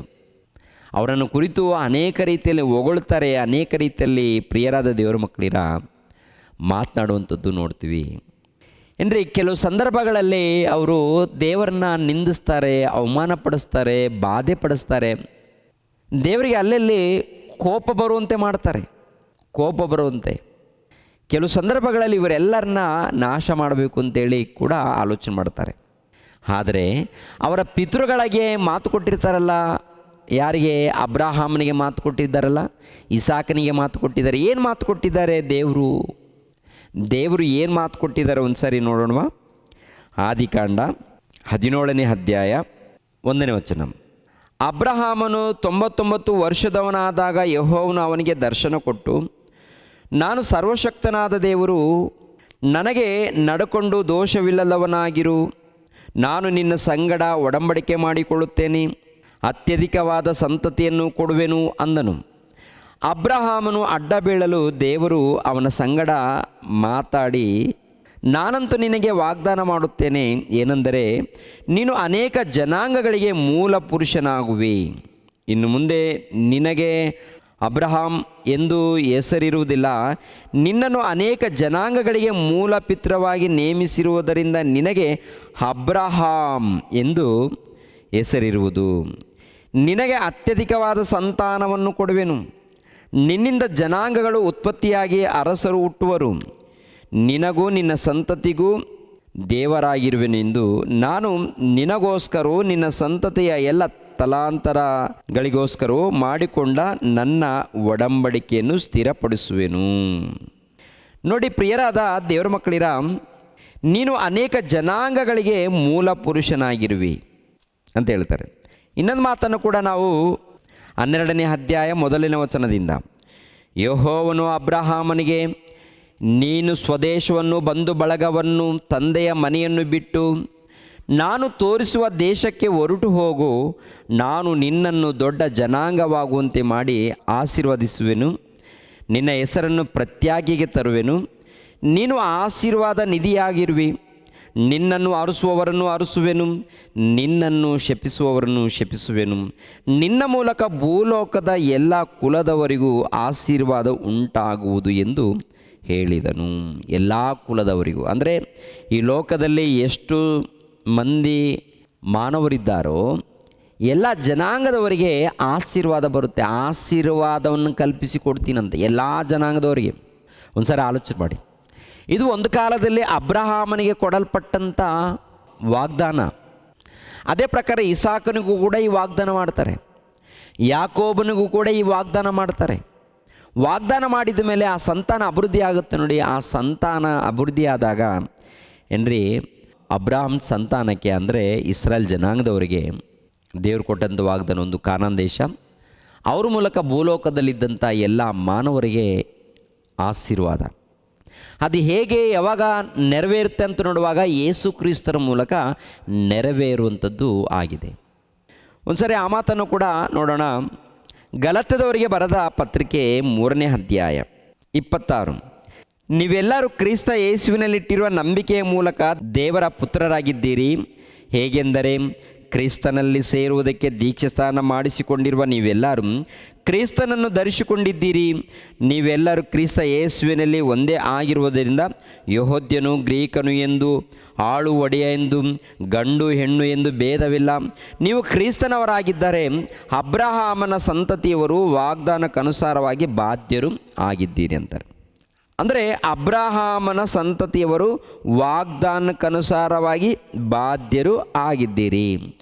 ಒಂದು ಕಾಲದಲ್ಲಿ ಅಬ್ರಹಾಮನಿಗೆ ವಾಗ್ದಾನ ಮಾಡಿದಾರಲ್ಲ, ಭೂಲೋಕದಲ್ಲಿದ್ದಂಥ ಎಲ್ಲ ಜನಾಂಗದವರಿಗೆ ನಿನ್ನ ಮೂಲಕ ಆಶೀರ್ವಾದ ಕೊಡ್ತೀನಿ ಅಂತ ಹೇಳಿದಾರಲ್ವ. ಆ ಆಶೀರ್ವಾದ ಯಾವಾಗ ನೆರವೇರುತ್ತೆ? ಯಾರ ಮೂಲಕ ಅಂದರೆ ಯೇಸು ಕ್ರಿಸ್ತರ ಮೂಲಕ. ಅಬ್ರಹಾಮನಿಗೆ ವಾಗ್ದಾನ ಯಾವಾಗ ಮಾಡಿದ್ದಾರೆ ಹೇಳಿ? ಕ್ರಿಸ್ತಪೂರ್ವ 2200 ವರ್ಷಗಳ ಹಿಂದೆ ದೇವರು ಅಬ್ರಹಾಮನಿಗೆ ವಾಗ್ದಾನ ಮಾಡಿರ್ತಾರೆ. ಆ ವಾಗ್ದಾನ ಯಾವಾಗ ನೆರವೇರುತ್ತಪ್ಪ ಅಂತ ನೋಡುವಾಗ ಭೂಲೋಕದಲ್ಲಿದ್ದಂಥ ಎಲ್ಲ ಮಾನವರಿಗೆ ಆಶೀರ್ವಾದವನ್ನು ಅಂತಂದರೆ ಅದು ಯೇಸು ಕ್ರಿಸ್ತರ ಮೂಲಕ. ಅಂದರೆ ಯೇಸು ಕ್ರಿಸ್ತರು ಯಾವಾಗ ಬರ್ತಾರೆ? 1ನೇ ಶತಮಾನದಲ್ಲಿ. 1ನೇ ಶತಮಾನ. ಇವಾಗ ಟೋಟಲ್ ಪ್ರಪಂಚಕ್ಕೆ ಯೇಸು ಕ್ರಿಸ್ತನ ಸುವಾರ್ತೆ ಹರಡ್ತಾ ಇದೆಯಲ್ಲ, ಹರಡಿದಾಗ ಯಾರು ತಂದೆಯಾದ ದೇವರನ್ನು, ಯೇಸು ಕ್ರಿಸ್ತರನ್ನು, ಪವಿತ್ರಾತ್ಮನ ಒಪ್ಪಿಕೊಂಡು ಪಶ್ಚಾತ್ತಾಪ ಪಟ್ಟು ಮನಸಾಂತರ ಹೊಂದಿ ಯಾರು ದೀಕ್ಷಾಸ್ನಾನ ಪಡ್ಕೊಳ್ತಾರೋ ದೇವರ ಸ್ವಕೀಯ ಪ್ರಜೆಗಳಾಗಿ ಬದಲಾಗ್ತಾರೆ. ಒಂದು ಕಾಲದಲ್ಲಿ ಇಸ್ರಾಯೇಲ್ ಜನಾಂಗದವರಿಗೆ ಈ ಒಂದು ಅವಕಾಶವನ್ನು ಕೊಟ್ಟಿದ್ದರು. ಏನು ಅವಕಾಶ ಅಂತ ನೋಡುವಾಗ ನನ್ನ ಸ್ವಕೀಯ ಪ್ರಜೆಗಳು. ಅಂದರೆ ದೇವರ ಸ್ವಕೀಯ ಪ್ರಜೆಗಳಾಗಬೇಕಾದ್ರೆ ದೇವರ ಮಾತಿಗೆ ವಿಧೇಯರಾಗಬೇಕಾ? ದೇವರ ಮಾತಿಗೆ ಒಳಪಡಬೇಕಾ? ದೇವರ ಮಾತನ್ನು ಕೇಳಬೇಕಾ? ಖಂಡಿತವಾಗಿ ದೇವರ ಮಾತನ್ನು ಕೇಳಬೇಕು. ಇವಾಗ ಹಳೆ ಒಡಂಬಡಿಕೆಯಲ್ಲಿ ನೋಡುವಾಗ ತನ್ನ ಸ್ವಕೀಯ ಪ್ರಜೆಗಳಾಗಿರುವಂಥ ಇಸ್ರಾಯೇಲ್ ಜನಾಂಗದವರಿಗೆ ಕೆಲವು ಆಜ್ಞೆಗಳನ್ನು ಕೊಟ್ಟಿರ್ತಾರೆ. ಏನು ಆಜ್ಞೆಗಳು ಕೊಟ್ಟಿರ್ತಾರೆ? ವಿಮೋಚನೆ ಕಾಂಡದಲ್ಲಿ ನೋಡ್ತೀವಲ್ವ. ವಿಮೋಚನೆ ಕಾಂಡದಲ್ಲಿ 20ನೇ ಅಧ್ಯಾಯದಲ್ಲಿ ನೋಡ್ತೀವಿ, ಈ ಭೂಲೋಕದಲ್ಲಿ ಯಾವ ವಿಗ್ರಹವನ್ನು ನೀವು ಮಾಡಿಕೊಳ್ಬಾರ್ದು. ನಾನು ಆತ್ಮಸ್ವರೂಪನಾಗಿದ್ದೀನಿ. ಆತ್ಮಸ್ವರೂಪನಾಗಿದ್ದಂಥ ನನ್ನನ್ನು ನೀವು ಯಾವಾಗಲೂ ಧ್ಯಾನದಲ್ಲಿರಬೇಕು, ಭಕ್ತಿಯಲ್ಲಿರಬೇಕು. ನಾನು ಹೇಳಿರುವ ಮಾತಿನ ಪ್ರಕಾರ ನೀವು ನಡೆದುಕೊಳ್ಬೇಕು ಅಂತ ಹೇಳ್ತಾರೆ. ಎರಡನೇದಾಗಿ ಆರಾಧನೆ ಮಾಡುವಂಥ ದಿನವನ್ನು ಏರ್ಪಾಡು ಮಾಡ್ತಾರೆ. ಆರಾಧನೆ ಮಾಡುವಂಥ ದಿನವನ್ನು, ಆಮೇಲೆ ಕೆಲವು ಆಜ್ಞೆಗಳನ್ನು ಕೊಡುವಂಥದ್ದು ನೋಡ್ತೀವಿ. ನರಹತ್ಯೆ ಮಾಡಬಾರದು, ಕದಿಯಬಾರದು, ಮೋಸ ಮಾಡಬಾರದು, ಸುಳ್ಳು ಸಾಕ್ಷಿ ಹೇಳಬಾರದು, ಓಕೆ, ವ್ಯಭಿಚಾರ ಮಾಡಬಾರದು, ನಿನ್ನ ತಂದೆ ತಾಯಿಗಳನ್ನು ಸನ್ಮಾನಿಸಬೇಕು, ಇನ್ನೊಬ್ಬರನ್ನ ಆಶಿಸಬಾರ್ದು, ಇನ್ನೊಬ್ಬರ ಸ್ವತ್ತನ್ನು ಯಾವುದೇ ಆಗಿರ್ಬೋದು, ನೀನು ಪರಿಶುದ್ಧನಾಗಿರಬೇಕು, ದೋಷವಿಲ್ಲದವನಾಗಿರಬೇಕು, ಯಥಾರ್ಥನಾಗಿರಬೇಕು, ಭಕ್ತರಾಗಿರಬೇಕು. ನೀನು ಬದುಕುವಾಗ ನಿನ್ನಿಂದ ಇನ್ನೊಬ್ಬರಿಗೆ ಒಳ್ಳೆಯದೇ ಆಗಬೇಕೇ ವಿನಃ ನಿನ್ನ ಮೂಲಕ ಇನ್ನೊಬ್ಬರಿಗೆ ಅನ್ಯಾಯವಾಗಬಾರ್ದು, ನಿನ್ನ ಮೂಲಕ ಮೋಸ ನಡಿಬಾರ್ದು, ನಿನ್ನ ಮೂಲಕ ನರಹತ್ಯ, ಗೊಂದಲ ಯಾವುದು ಕೂಡ ನಡಿಬಾರ್ದು ಅಂತೇಳಿ ಇಸ್ರಾಯೇಲ್ ಜನಾಂಗದವರಿಗೆ ದೇವರು ಕೊಟ್ಟಂಥ ಆಜ್ಞೆಗಳು ಪ್ರಿಯರೇ. ತಂದೆ ತಾಯಿಗಳನ್ನು ಸನ್ಮಾನಿಸಬೇಕಾ? ತಂದೆ ತಾಯಿಗಳನ್ನು ಸನ್ಮಾನಿಸಬೇಕು. ಆಮೇಲೆ ನರಹತ್ಯೆ ಮಾಡಬಾರ್ದ, ಕದಿಯಬಾರ್ದ, ಮೋಸ ಮಾಡಬಾರ್ದ, ಸುಳ್ಳು ಸಾಕ್ಷಿಗಳು ಹೇಳಬಾರ್ದ, ಇವ್ಯಾವುದು ಮಾಡೋಂಗಿಲ್ಲ ಅವರು. ಇವ್ಯಾವ ಕೆಲಸ ಮಾಡೋಂಗಿಲ್ಲ ಅವರು. ಅಂದರೆ ಹೊರಗಡೆ ಮಾಡಬಹುದಾ? ಹೊರಗಡೆ ಯಾರಾದರೂ ಮಾಡ್ಬೋದಾ? ಪ್ರಿಯರಾದ ದೇವ್ರ ಮಕ್ಕಳಿರ, ದೇವರು ಮಾತ್ರ ಯಾವ ಅಂಥ ಅಪ್ಪಣೆ ಯಾರಿಗೂ ಕೊಟ್ಟಿಲ್ಲ ಪ್ರಿಯರೇ. ದೇವರು ನೀವು ಕದಿಯಬಹುದು, ಇಲ್ಲಾಂದರೆ ಸುಳ್ಳು ಸಾಕ್ಷಿ ಹೇಳ್ಬೋದು, ಇಲ್ಲಾಂದರೆ ಮೋಸ ಮಾಡ್ಬೋದು, ಇಂಥ ಅಪ್ಪಣೆ ಯಾರಿಗೂ ಕೂಡ ಕೊಟ್ಟಿಲ್ಲ ದೇವರು. ದೇವರು ಎಲ್ಲರ ಮೂಲಕ, ಅಂದರೆ ಭೂಲೋಕದಲ್ಲಿದ್ದಂಥ ಪ್ರತಿ ಮನುಷ್ಯರ ಮೂಲಕ ಎದುರು ನೋಡುವಂಥದ್ದು ಒಂದೇ, ನೀನು ಪರಿಶುದ್ಧನಾಗಿರಬೇಕು, ದೋಷವಿಲ್ಲದವನಾಗಿರಬೇಕು, ಭಕ್ತನಾಗಿ ಬದುಕಬೇಕು ಅಂತೇಳಿ. ಲೋಕದಲ್ಲಿದ್ದಂಥ ಜನ ಕೇಳೋ ಸ್ಥಿತಿಯಲ್ಲಿ ಇಲ್ಲ. ಮತ್ತು ಯಾರು ಕೇಳ್ತಾರೆ ಇವಾಗ? ಇಸ್ರಾಯೇಲ್ರು ಕೇಳಬೇಕು. ಯಾಕೆ? ಇಸ್ರಾಯೇಲ್ರಿಗೆ ನಿನಗೆ ಒಂದು ಭೂಭಾಗವನ್ನು ಕೊಡ್ತೀನಿ, ಕಾನಾನ್ ದೇಶವನ್ನು ಕೊಡ್ತೀನಿ ಅಂತೇಳಿ ಇಸ್ರಾಯೇಲ್ರಿಗೆ ಕಾನಾನ್ ದೇಶವನ್ನು ಭೂಭಾಗವನ್ನು ಕೊಡ್ತಾರೆ ಏನ್ರಿ. ಅದಕ್ಕಿಂತ ಮುಂಚಿತವಾಗಿ ಕೆಲವು ಆಜ್ಞೆಗಳನ್ನು ಕೊಡ್ತಾರೆ. ನೀವು ನನ್ನ ಮಾತಿಗೆ ಒಳಪಟ್ಟು ವಿಧೇಯರಾಗಿ ಭಯ ಭಕ್ತಿಯಿಂದ ನಡ್ಕೊಂಡಾಗ ಈ ಭೂಭಾಗದಲ್ಲಿ ಸುಖ ಸಂತೋಷದಿಂದ ಆನಂದದಿಂದ ನೀವು ಬದುಕ್ತೀರ. ಒಂದು ವೇಳೆ ನನ್ನ ಮಾತನ್ನು ಮೀರಿ ಮಾಡಬಾರದ ಪಾಪಗಳನ್ನು ಮಾಡಿದಾಗ ನೀವು ಶಾಪವನ್ನು ತಂದುಕೊಳ್ತೀರ ಅಂತ ಹೇಳ್ತಾರೆ ಪ್ರಿಯರೇ. ಅವರ ಇತಿಹಾಸವನ್ನು ನೋಡಿ ಏನ್ರಿ, ಇಸ್ರಾಯೇಲರ ಇತಿಹಾಸವನ್ನು ನೋಡಿದ್ದೀರಾ? ಈ ಇಸ್ರಾಯೇಲರ ಇತಿಹಾಸವನ್ನು ನೀವು ಪ್ರಾರಂಭದಿಂದ ಕೊನೆಯ ತನಕ ನೀವು ನೋಡುವಾಗ ಅವ್ರ ಜೀವಿತ ಏನ್ರಿ ಕೆಟ್ಟೋಗಿದೆ ರೀ. ಅವ್ರ ಜೀವಿತ ಕೆಟ್ಟೋಗಿದೆ. ಅವರ ವಿಷಯದಲ್ಲಿ ಅಪೊಸ್ತಲನಾಗಿರುವಂಥ ಪೌಲನು ಹೇಳುವಂಥ ಮಾತು ಒಂದು ಸಾರಿ ಗಮನಿಸೋಣವ. 9ನೇ ಅಧ್ಯಾಯ 26ನೇ ವಚನ. ನೀವು ನನ್ನ ಜನರಲ್ಲವೆಂದು ಅವರಿಗೆ ಹೇಳಲ್ಪಟ್ಟಿತು, ಆ ಸ್ಥಳದಲ್ಲಿಯೇ ಅವರು ಜೀವವುಳ್ಳ ದೇವರ ಪುತ್ರರು ಎನಿಸಿಕೊಳ್ಳುವರು ಎಂಬುದು. ಇದಲ್ಲದೆ ಯೆಶಾಯನು ಇಸ್ರಾಯೇಲ್ ಜನರ ವಿಷಯದಲ್ಲಿ, ಕರ್ತನು ಈ ದೇಶದವರ ವಿಷಯ ಪೂರ್ಣವಾಗಿಯೂ ತೀವ್ರವಾಗಿಯೂ ಲೆಕ್ಕವನ್ನು ತೀರಿಸೋನಾದ್ದರಿಂದ ಇಸ್ರಾಯೇಲ್ಯರ ಸಂಖ್ಯೆಯು ಸಮುದ್ರದ ಉಸಿಬಿನಂತೆ ಅಸಂಖ್ಯವಾಗಿದ್ದರೂ ಅವರಲ್ಲಿ ಒಂದಂಶ ಮಾತ್ರ ರಕ್ಷಣೆ ಹೊಂದುವರೆಂದು ಕೂಗಿ ಹೇಳಿದನು. ಏನ್ರಿ, ಇಸ್ರಾಯೇಲ್ಯರ ಜನಸಂಖ್ಯೆ ಎಷ್ಟಿದೆ ಅಂತ ಗೊತ್ತಾಗುತ್ತೆ. ಬಹಳ ಮಂದಿ ಆಗಿನ ಕಾಲದಲ್ಲಿ ನೋಡುವಾಗ ಇಸ್ರಾಯೇಲ್ಯರ ಜನಸಂಖ್ಯೆ ಬಹಳ ಮಂದಿ ಇದೆ ರೀ. ಕಾನಾನ್ ಭೂಭಾಗವನ್ನು ನೋಡುವಾಗ ಏನ್ರಿ ಅನೇಕ ಪ್ರಾಂತಗಳಲ್ಲಿ ಇವಾಗ ಉಳಿದಿರುವಂಥದ್ದು ಕೇವಲ ಯೆರೂಸಲೇಮ್ ಪಟ್ಟಣ ಮಾತ್ರ ಉಳ್ಕೊಂಡಿದೆ ಅವರಿಗೆ. ಇವಾಗ ಇರುವಂಥ ಜನರು ಇಸ್ರಾಯೇಲ್ಯರು ಅಂದರೆ ಯೆಹೂದ್ಯರು ಉಳಿದಿರುವಂಥ ಜನರು ಎಷ್ಟಪ್ಪ ಅಂದರೆ ಕೇವಲ 96 ಲಕ್ಷನೋ ಇಲ್ಲ 98 ಲಕ್ಷ ಇಷ್ಟು ಮಾತ್ರ ಇದ್ದಾರೆ. ಒಂದು ಕಾಲದಲ್ಲಿ ಕೋಟ್ಯಾನುಗಟ್ಟಲೆ ಅವರ ಸಂಖ್ಯೆ, ಒಂದು ಕಾಲದಲ್ಲಿ ಅವರ ಸಂಖ್ಯೆ ನೋಡುವಾಗ ಕೋಟ್ಯಾನುಗಟ್ಟಲೆ ಇರುತ್ತೆ ರೀ, ಕೋಟ್ಯಾನುಗಟ್ಟಲೆ. ಅದಕ್ಕೆ ದೇವರು ಹೇಳಿರುವಂಥ ಮಾತೇನೆಂದರೆ ಅವರ ಸಂಖ್ಯೆ ನೋಡುವಾಗ ಇಸ್ರಾಯೇಲ್ಯರ ಸಂಖ್ಯೆ ಸಮುದ್ರದ ಮರಳಿನಷ್ಟು ಅಂತ ಹೇಳ್ತಾರೆ. ಬಹಳ ಸಂಖ್ಯೆ ಅಂದರೆ ಬಹಳವಾಗಿದ್ದಾರೆ ಅನ್ನೋದಕ್ಕೆ ಬಳಸ್ತಾ ಇರೋ ವಿನಃ ಅಷ್ಟಿದ್ದಾರಂತಲ್ಲ. ಆಲೋಚನೆ ಮಾಡಿ, ಇಷ್ಟು ಜನರಲ್ಲಿ ಎಷ್ಟು ಜನ ಅವರು ರಕ್ಷಣೆ ಹೊಂದಿದ್ದಾರಂತ ಗೊತ್ತಾಗುತ್ತೆ. ಒಂದಂಶ ಮಾತ್ರ, ಬಹಳ ಸ್ವಲ್ಪ ಅಂದರೆ 100ರಲ್ಲಿ ಒಂದಂಶನ. ಎಷ್ಟು ಮಂದಿ ಇದ್ದಾರೋ ಅದರಲ್ಲಿ ಸ್ವಲ್ಪ ಮಂದಿ, ಒಂದಂಶ ಮಾತ್ರ ಅಂತಾರೆ. ಮತ್ತು ಉಳಿದವರು ಏನಾಗಿದ್ದಾರಪ್ಪ ಅಂತ ನೋಡುವಾಗ ಏನ್ರಿ, ಉಳಿದವರು ಏನಾಗಿದ್ದಾರೆ? ಪತನವಾಗಿದ್ದಾರೆ, ನಾಶವಾಗಿದ್ದಾರೆ, ನಾಶನವನ್ನು ತಂದುಕೊಂಡಿದ್ದಾರೆ. ಅಂದರೆ ಪ್ರಾರಂಭದಲ್ಲಿ ದೇವರ ಸ್ವಕೀಯ ಪ್ರಜೆಗಳು ಅಂತೇಳಿ ಹೇಳಿರುವಂಥ ಆ ಪ್ರಜೆಗಳನ್ನು ದೇವರು ನಾಶ ಮಾಡಿದ್ದಾರಾ ಅಂತ ನೋಡುವಾಗ ಹೌದು ಪ್ರಿಯರೇ, ಕೈ ಬಿಟ್ಟಿದ್ದಾರೆ. 1ನೇ ಶತಮಾನದಲ್ಲಿ ನೋಡುವಾಗ ದೇವರು ಅವರನ್ನು ಕೈ ಬಿಡ್ತಾರೆ, ಅವರು ಚಿಂತೆನೆ ಮಾಡಲ್ಲ. ಹಿಬ್ರಿಯರಿಗೆ ಬರೆದ ಪತ್ರಿಕೆ 8ನೇ ಅಧ್ಯಾಯ 8ನೇ ವಚನದಿಂದ, ಆದರೆ ದೇವರು ಆ ಒಡಂಬಡಿಕೆಗೆ ಸೇರಿದವರ ಮೇಲೆ ತಪ್ಪು ಹೊರಿಸಿ ಹೀಗೆಂದನು, ಈಗೋ ನಾನು ಇಸ್ರಾಯೇಲ್ ವಂಶದವರೊಂದಿಗೂ ಯೆಹೂದ ವಂಶದವರೊಂದಿಗೂ ಹೊಸದಾಗಿರುವ ಒಂದು ಒಡಂಬಡಿಕೆಯನ್ನು ಮಾಡಿಕೊಳ್ಳುವ ದಿನಗಳು ಬರುವವು ಎಂದು ಕರ್ತನು ಹೇಳುತ್ತಾನೆ. ಆ ಒಡಂಬಡಿಕೆಯು ನಾನು ಇವರ ಪಿತೃಗಳನ್ನು ಕೈ ಹಿಡಿದು ಐಗುಪ್ತ ದೇಶದೊಳಗಿಂದ ಕರೆದುಕೊಂಡು ಬಂದ ಕಾಲದಲ್ಲಿ ಅವರ ಸಂಗಡ ಮಾಡಿಕೊಂಡ ಒಡಂಬಡಿಕೆಯಂಥದ್ದಲ್ಲ. ಅವರು ನನ್ನ ಒಡಂಬಡಿಕೆಯಲ್ಲಿ ಸ್ಥಿರವಾಗಿ ನಿಲ್ಲಲಿಲ್ಲವಾದ್ದರಿಂದ ನಾನು ಅವರ ಚಿಂತೆಯನ್ನು ಬಿಟ್ಟೆನೆಂದು ಕರ್ತನು ಹೇಳುತ್ತಾನೆ. ನಾನು ಅವರ ಚಿಂತೆ ಬಿಟ್ಟೆನು ಅಂದರೆ ಯಾರ ಚಿಂತೆ ಬಿಟ್ಟಿದ್ದಾರೆ ಗಮನಿಸಬೇಕು. ಯಾರ ಚಿಂತೆಯನ್ನು? ಇಸ್ರಾಯೇಲ್ಯರ ಚಿಂತೆಯನ್ನು ನಾನು ಬಿಟ್ಟಿದ್ದೀನಿ ಅಂತ ಹೇಳ್ತಾರೆ ಪ್ರಿಯರೇ. ಅಂದರೆ ಅವರ ವಿಷಯದಲ್ಲಿ ಒಂದು ಕಾಲದಲ್ಲಿ ನನ್ನ ಸ್ವಕೀಯ ಪ್ರಜೆಗಳು ಅಂತ ಹೇಳ್ತಾರೆ, ನನ್ನ ಸ್ವತ್ತು ಅಂತ ಹೇಳ್ತಾರೆ, ನನ್ನ ಪರಿಶುದ್ಧ ಜನಾಂಗ ಅಂತ ಹೇಳ್ತಾರೆ. ಹೇಳಿರುವಂಥ ಜನರನ್ನು ದೇವರು ಕೈ ಬಿಡ್ತಾರಾ? ಅಂದರೆ ನನ್ನ ಸ್ವಕೀಯ ಪ್ರಜೆಗಳು, ನನ್ನ ಸ್ವತ್ತು ಅವರು, ನನ್ನ ಯಾಜಕರು ಅವರು, ನನ್ನ ಪರಿಶುದ್ಧ ಜನಾಂಗದವರು ಅವರಂತ ಹೇಳಿರುವಂಥ ಆ ಜನಾಂಗವನ್ನು ದೇವರು ಕೈ ಬಿಡ್ತಾರಾ? ಅವರನ್ನು ಕುರಿತು ದೇವರು ಚಿಂತೆ ಬಿಡ್ತಾರಾ?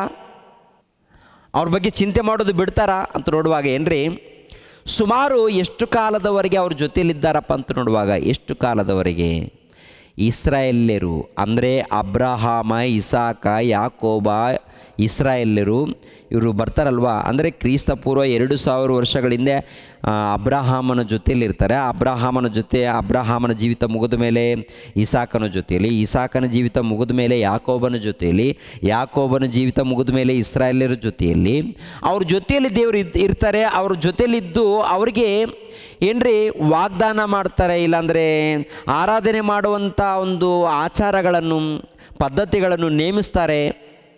ಎರಡನೇದಾಗಿ ಒಡಂಬಡಿಕೆಯನ್ನು ಕೊಡ್ತಾರೆ. ಅವ್ರ ಜೊತೆಗಿದ್ದು ಪ್ರವಾದಿಗಳನ್ನು ಕಳಿಸ್ಕೊಡ್ತಾರೆ, ಬೋಧಕರನ್ನು ಕಳಿಸ್ಕೊಡ್ತಾರೆ, ಒಡಂಬಡಿಕೆಯನ್ನು ಕೊಡ್ತಾರೆ, ಆಜ್ಞೆಗಳನ್ನು ಕೊಡ್ತಾರೆ. ಇವೆಲ್ಲ ಅವರಿಗೆ ಕೊಡ್ತಾರೆ ಪ್ರಿಯರೇ. ಸುಮಾರು ಎಷ್ಟು ಕಾಲದವರೆಗೆಪ್ಪ ಅಂತ ನೋಡುವಾಗ ಅಬ್ರಹಾಮನ ಕಾಲ ಮೊದಲುಗೊಂಡು ಯೇಸು ಕ್ರಿಸ್ತರು ಬರುವವರೆಗೆ ಅವ್ರ ಜೊತೆಗಿರ್ತಾರೆ. ಅಬ್ರಹಾಮನಿದ್ದನ್ನು ಅವ್ರ ಜೊತೆಗಿರ್ತಾರೆ, ಇಸಾಕನು ಇವ್ರ ಜೊತೆಗೆ ಇದ್ದಾರೆ, ಯಾಕೋಬನು ಅವ್ರ ಜೊತೆಗೆ ದೇವರಿದ್ದಾರೆ, ಇಸ್ರಾಯೇಲ್ ಜೊತೆಗೆ ದೇವರಿದ್ದಾರೆ. ಇದ್ದು ಎಲ್ಲಿಯವರೆಗೆ ಅವರೊಟ್ಟಿಗೆ ಜೊತೆಯಾಗಿದ್ದು ಕಾಪಾಡಿಕೊಂಡು ಬರ್ತಾರಪ್ಪ ಅಂತ ನೋಡುವಾಗ ಯೇಸು ಕ್ರಿಸ್ತರು ಬರೋ ತನಕ, ಯೇಸು ಕ್ರಿಸ್ತರು ಬಂದು ಹೊಸ ಒಡಂಬಡಿಕೆಯನ್ನು ಸ್ಥಾಪಿಸಿ ಪರಲೋಕಕ್ಕೆ ಹೋಗೋ ತನಕ ದೇವರು ಅವರ ಜೊತೆಯಲ್ಲಿ ಇದ್ದು ಕಾಪಾಡಿಕೊಂಡು ಬರ್ತಾರೆ. ಯಾವಾಗ ಹೊಸ ಒಡಂಬಡಿಕೆ ಸ್ಥಿರವಾಗುತ್ತೋ ಆವಾಗ ಅವರ ಚಿಂತೆ ಬಿಡ್ತಾರೆ ಪ್ರಿಯರೇ. ಗೊತ್ತಿಲ್ಲ, ಪ್ರಪಂಚದ ಕ್ರೈಸ್ತರಿಗೆ ಇನ್ನೂ ಅರ್ಥ ಆಗಿಲ್ಲ ಇಸ್ರಾಯೇಲ್ರ ವಿಷಯದಲ್ಲಿ. ಇನ್ನೂ ಇಸ್ರಾಯೇಲ್ಯರು ದೇವರ ಪ್ರಜೆಗಳು, ದೇವರ ಸ್ವಕೀಯ ಪ್ರಜೆಗಳಂತೂ ತುಂಬ ಜನ ಮಾತಾಡ್ಕೊಳ್ತಾರೆ. ಆದರೆ ಅವರ ಚಿಂತೆ ಬಿಟ್ಟಿದ್ದೀನಿ ಅಂತ ದೇವರು ಹೇಳ್ತಾರೆ. ಇವಾಗ ಯಾರನ್ನ ಕುರಿತು ಚಿಂತೆ ಸ್ಟಾರ್ಟ್ ಆಗಿದೆ ದೇವರಿಗೆ? ಇಸ್ರಾಯೇಲ್ಯರನ್ನ ಕುರಿತು ದೇವರಿಗೆ ಚಿಂತೆ ಇಲ್ಲ ಇವರಿಗೆ. ಮತ್ತು ಇವಾಗ ಯಾರನ್ನ ಕುರಿತು ಚಿಂತೆ ಸ್ಟಾರ್ಟ್ ಆಗಿದೆಪ್ಪ ಅಂತ ನೋಡುವಾಗ ಏನ್ರಿ ಪ್ರಿಯರಾದ ದೇವರ ಮಕ್ಕಳಿರ, ಪೇತ್ರನು ಬರೆದ ಮೊದಲನೇ ಪತ್ರಿಕೆಯ 5ನೇ ಅಧ್ಯಾಯ 7ನೇ ವಚನವನ್ನು ನೋಡಿ ಪ್ರಿಯರೇ. 7ನೇ ವಚನವನ್ನು, ನಿಮ್ಮ ಚಿಂತೆಯನ್ನೆಲ್ಲ ಆತನ ಮೇಲೆ ಹಾಕಿರಿ, ಆತನು ನಿಮಗೋಸ್ಕರ ಚಿಂತಿಸುತ್ತಾನೆ. ಸ್ವಸ್ಥಚಿತ್ತರಾಗಿರ್ರಿ, ಎಚ್ಚರವಾಗಿರ್ರಿ. ನಿಮ್ಮ ವಿರೋಧಿಯಾಗಿರುವ ಸೈತಾನನು ಗರ್ಜಿಸುವ ಸಿಂಹದೋಪಾದಿಯಲ್ಲಿ ಯಾರನ್ನು ನುಂಗಲಿ ಎಂದು ಹುಡುಕುತ್ತಾ ತಿರುಗುತ್ತಾನೆ. ನೀವು ನಂಬಿಕೆಯಲ್ಲಿ ದೃಢವಾಗಿದ್ದು ಅವನನ್ನು ಎದುರಿಸಿರಿ. ಲೋಕದಲ್ಲಿರುವ ನಿಮ್ಮ ಸಹೋದರರು ಅಂಥ ಬಾಧೆಗಳನ್ನೇ ಅನುಭವಿಸುತ್ತಿದ್ದಾರೆಂದು ನಿಮಗೆ ತಿಳಿದದೆಯಲ್ಲ. ಅಂದರೆ ಈ ವಚನ ಇದೆಯಲ್ಲ, ಕ್ರೈಸ್ತರ ವಿಷಯದಲ್ಲಿ ಹೇಳಿರುವಂಥ ಮಾತು. ನಿಮ್ಮ ಚಿಂತೆಯೆಲ್ಲ ನನ್ನ ಮೇಲೆ ಹಾಕಿ ಅಂತ, ನಿಮ್ಮ ಚಿಂತೆಯೆಲ್ಲ ನನ್ನ ಮೇಲೆ ಹಾಕಿ ಅಂತ. ಒಂದು ಕಾಲದಲ್ಲಿ ದೇವರು ಇಸ್ರಾಯೇಲ್ಯರನ್ನ ಕುರಿತು ಚಿಂತೆ ಮಾಡ್ತಾಯಿದ್ರು. ಇಸ್ರಾಯೇಲ್ಯರನ್ನು ಕುರಿತು ಚಿಂತೆ, ಆಕಾಶ ಮಂಡಲವೇ ಆಲಿಸು, ಭೂಮಂಡಲವೇ ಕೇಳು, ನಾನು ಮಕ್ಕಳನ್ನು ಪಡೆದಿದ್ದೀನಿ, ಸಾಕಿ ಸಲಹಿದ್ದೀನಿ, ಆದರೆ ಇವರಿಗೆ ತಿಳುವಳಿಕೆ ಇಲ್ಲ. ಯಾರು? ಇಸ್ರಾಯೇಲ್ ಜನಾಂಗದವರನ್ನು ಕುರಿತು ಪ್ರಿಯರಾದ ದೇವರ ಮಕ್ಕಳಿರ ಆಕಾಶ ಮಂಡಲಕ್ಕೆ ಹೇಳ್ತಾ ಇದ್ದಾರೆ, ಭೂಮಂಡಲಕ್ಕೆ ಹೇಳ್ತಾ ಇದ್ದಾರೆ ದೇವರು. ನೋಡುವಾಗ ಯಾರನ್ನು ಕುರಿತು ಬಹಳ ಚಿಂತೆ ಇದೆ ಅಂತ ನೋಡುವಾಗ ಇಸ್ರಾಯೇಲ್ಯರನ್ನ ಕುರಿತು ಚಿಂತೆ ಬಹಳ. ದೇವರನ್ನ ಬಿಟ್ಟು ಮಾಡಬಾರದ ತಪ್ಪುಗಳನ್ನು ಮಾಡುವಾಗ ದೇವರು ಚಿಂತೆ ಮಾಡಿ ಒಬ್ಬ ಸೇವಕರನ್ನು ಕಳಿಸ್ಕೊಡ್ತಾರೆ ದೇವರು. ಏನ್ರಿ, ಏಲಿ ಆಮೇಲೆ ಆತನ ಮಕ್ಕಳು ನಾಶದಲ್ಲಿರುವಾಗ, ಅನ್ಯಾಯದಲ್ಲಿದ್ದಾಗ ಒಬ್ಬ ಸೇವಕನನ್ನು ಕಳಿಸ್ಕೊಡ್ತಾರೆ. ಯಾರು? ಸಮುವೇಲನನ್ನು. ಯಾರನ್ನ? ಸಮುವೇಲನನ್ನು. ಆನಂತರ ಇಸ್ರಾಯೇಲ್ಯರಲ್ಲಿ ಕೆಲವು ತಪ್ಪುಗಳು ಪಾಪಗಳು ನಡೆದಾಗಿ ಕೆಲವು ಮಂದಿ ಪ್ರವಾದಿಗಳನ್ನು ಕಳಿಸ್ಕೊಡ್ತಾ ಇರ್ತಾರೆ. ಯಾಕೆ? ನೀವು ತಪ್ಪು ದಾರಿಲಿ ಹೋಗ್ತಾ ಇದ್ದೀರಾ, ಆ ತಪ್ಪು ದಾರಿಲಿ ಹೋದರೆ ನೀವು ಕುಣಿಯಲ್ಲಿ ಬೀಳ್ತೀರಾ, ನೀವು ಕೆಟ್ಟೋಗ್ತೀರಾ, ನೀವು ಅನ್ಯಾಯವಾಗಿ ಕೆಟ್ಟೋಗ್ತೀರಾ, ನನ್ನ ಮಾತನ್ನು ಕೇಳಿ ಅಂತೇಳಿ ದೇವರು ತನ್ನ ಮಕ್ಕಳನ್ನು ಕಾಪಾಡಿಕೊಳ್ಳೋದಕ್ಕೆ ಪ್ರವಾದಿಗಳನ್ನು, ಯಾಜಕರನ್ನು, ಶಾಸ್ತ್ರಿಗಳನ್ನು, ಬೋಧಕರನ್ನು ಅವರ ಮಧ್ಯದಲ್ಲಿ ಕಳಿಸಿಕೊಡ್ತಾರೆ ಪ್ರಿಯರೇ. ಕಳಿಸಿಕೊಟ್ಟಾಗ ಅವ್ರು ಏನಾದರೂ ದೇವರ ಮಾತುಗಳನ್ನು ಕೇಳಿದ್ದಾರಾ ಇಸ್ರಾಯೇಲ್ಯರು ಅಂತ ನೋಡುವಾಗ ದೇವರ ಮಾತನ್ನು ಕೇಳಿಲ್ಲ. ಎರಡನೇದಾಗಿ ಯಾರನ್ನ ಕಳಿಸ್ಕೊಟ್ಟಿದ್ದಾರೋ ಅವರನ್ನು ನಿಂದಿಸ್ತಾರೆ, ಅವಮಾನಪಡಿಸ್ತಾರೆ, ಶೋಧಿಸ್ತಾರೆ, ಕೊನೆಯದಾಗಿ ಕೊಂದಾಕ್ತಾರೆ. ಇವರು ಮಾಡಿರುವಂಥ ಕೆಲಸ. ಯಾರು ಮಾಡಿರುವಂಥ ಕೆಲಸ? ಇಸ್ರಾಯೇಲ್ ಜನಾಂಗದವರು ಮಾಡಿರುವಂಥ ಕೆಲಸ. ಯಾರವರು? ಒಂದು ಕಾಲದಲ್ಲಿ ನನ್ನ ಸ್ವಕೀಯ ಪ್ರಜೆಗಳು ಅಂತೇಳಿ ಕರೆಯಲ್ಪಟ್ಟಂಥ ಇಸ್ರಾಯೇಲ್ ಜನಾಂಗದವರು ಇಂಥ ಅನ್ಯಾಯದ ಕೆಲಸ ಮಾಡಿದ್ದಾರೆ ಪ್ರಿಯರೇ. ಅದಕ್ಕೆ ಯೇಸು ಕ್ರಿಸ್ತರು ಹೇಳುವಂಥ ಮಾತು ಕೂಡ ಗೊತ್ತಲ್ವಾ? ಏನದು? ಯೆರೂಸಲೇಮೇ ಯೆರೂಸಲೇಮೇ, ಪ್ರವಾದಿಗಳ ಪ್ರಾಣ ತೆಗೆಯುವವಳೆ, ಎಷ್ಟೋ ಸಾರಿ ನಿನ್ನನ್ನು ಕಾಪಾಡಿಕೊಳ್ಬೇಕು ಅಂತ ನನಗೆ ಆಸಿತ್ತು. ಕೋಳಿ ತನ್ನ ಮರಿಗಳನ್ನು ಹೇಗೆ ಕಾಪಾಡಿಕೊಳ್ಳೋದಕ್ಕೆ ರೆಕ್ಕೆಗಳ ಕೆಳಗೆ ಕಾಪಾಡಿಕೊಳ್ಳೋದಕ್ಕೆ ಪ್ರಯತ್ನ ಮಾಡುತ್ತೋ, ಅದೇ ಪ್ರಕಾರ ನಿಮ್ಮನ್ನು ಕೂಡ ನನ್ನ ರೆಕ್ಕೆಗಳಿಂದ ಕಾಪಾಡಿಕೊಳ್ಬೇಕಂತೇಳಿ ಅನೇಕ ಸಾರಿ ಪ್ರಯತ್ನ ಮಾಡಿದಾಗ ನೀವು ಒಪ್ಪಲಿಲ್ಲ ನನ್ನ ಮಾತನ್ನು. ನೀವು ನನ್ನ ಮಾತನ್ನು ಒಪ್ಪಲಿಲ್ಲ, ನನ್ನ ಮಾತಿಗೆ ತಲೆ ಬಾಗಿಸಲಿಲ್ಲ, ವಿಧೇಯರಾಗಿಲ್ಲ, ನನ್ನ ಪ್ರವಾದಿಗಳನ್ನು ನೀವು ಕೊಂದಾಕಿದ್ದೀರಾ.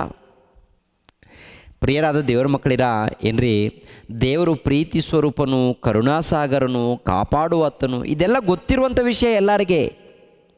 ಎಲ್ಲರಿಗೂ ಗೊತ್ತಿರುವಂಥ ವಿಷಯ. ದೇವರು ಕಾಪಾಡ್ತಾರೆ, ದೇವರು ನಮ್ಮನ್ನು ನಡೆಸ್ತಾರೆ, ಅದು ನಿಜ. ಎರಡನೇದಾಗಿ ದಾರಿ ತಪ್ಪಿದಾಗ ಎಚ್ಚರಿಸ್ತಾರೆ ಪ್ರಿಯರೇ. ದಾರಿ ತಪ್ಪಿ ಇಷ್ಟ ಬಂದಾಗಿ ನಡ್ಕೊಂಡಾಗ ಎಚ್ಚರಿಸ್ತಾರೆ, ಆಮೇಲೆ ಪೆಟ್ಟು ಹಾಕ್ತಾರೆ.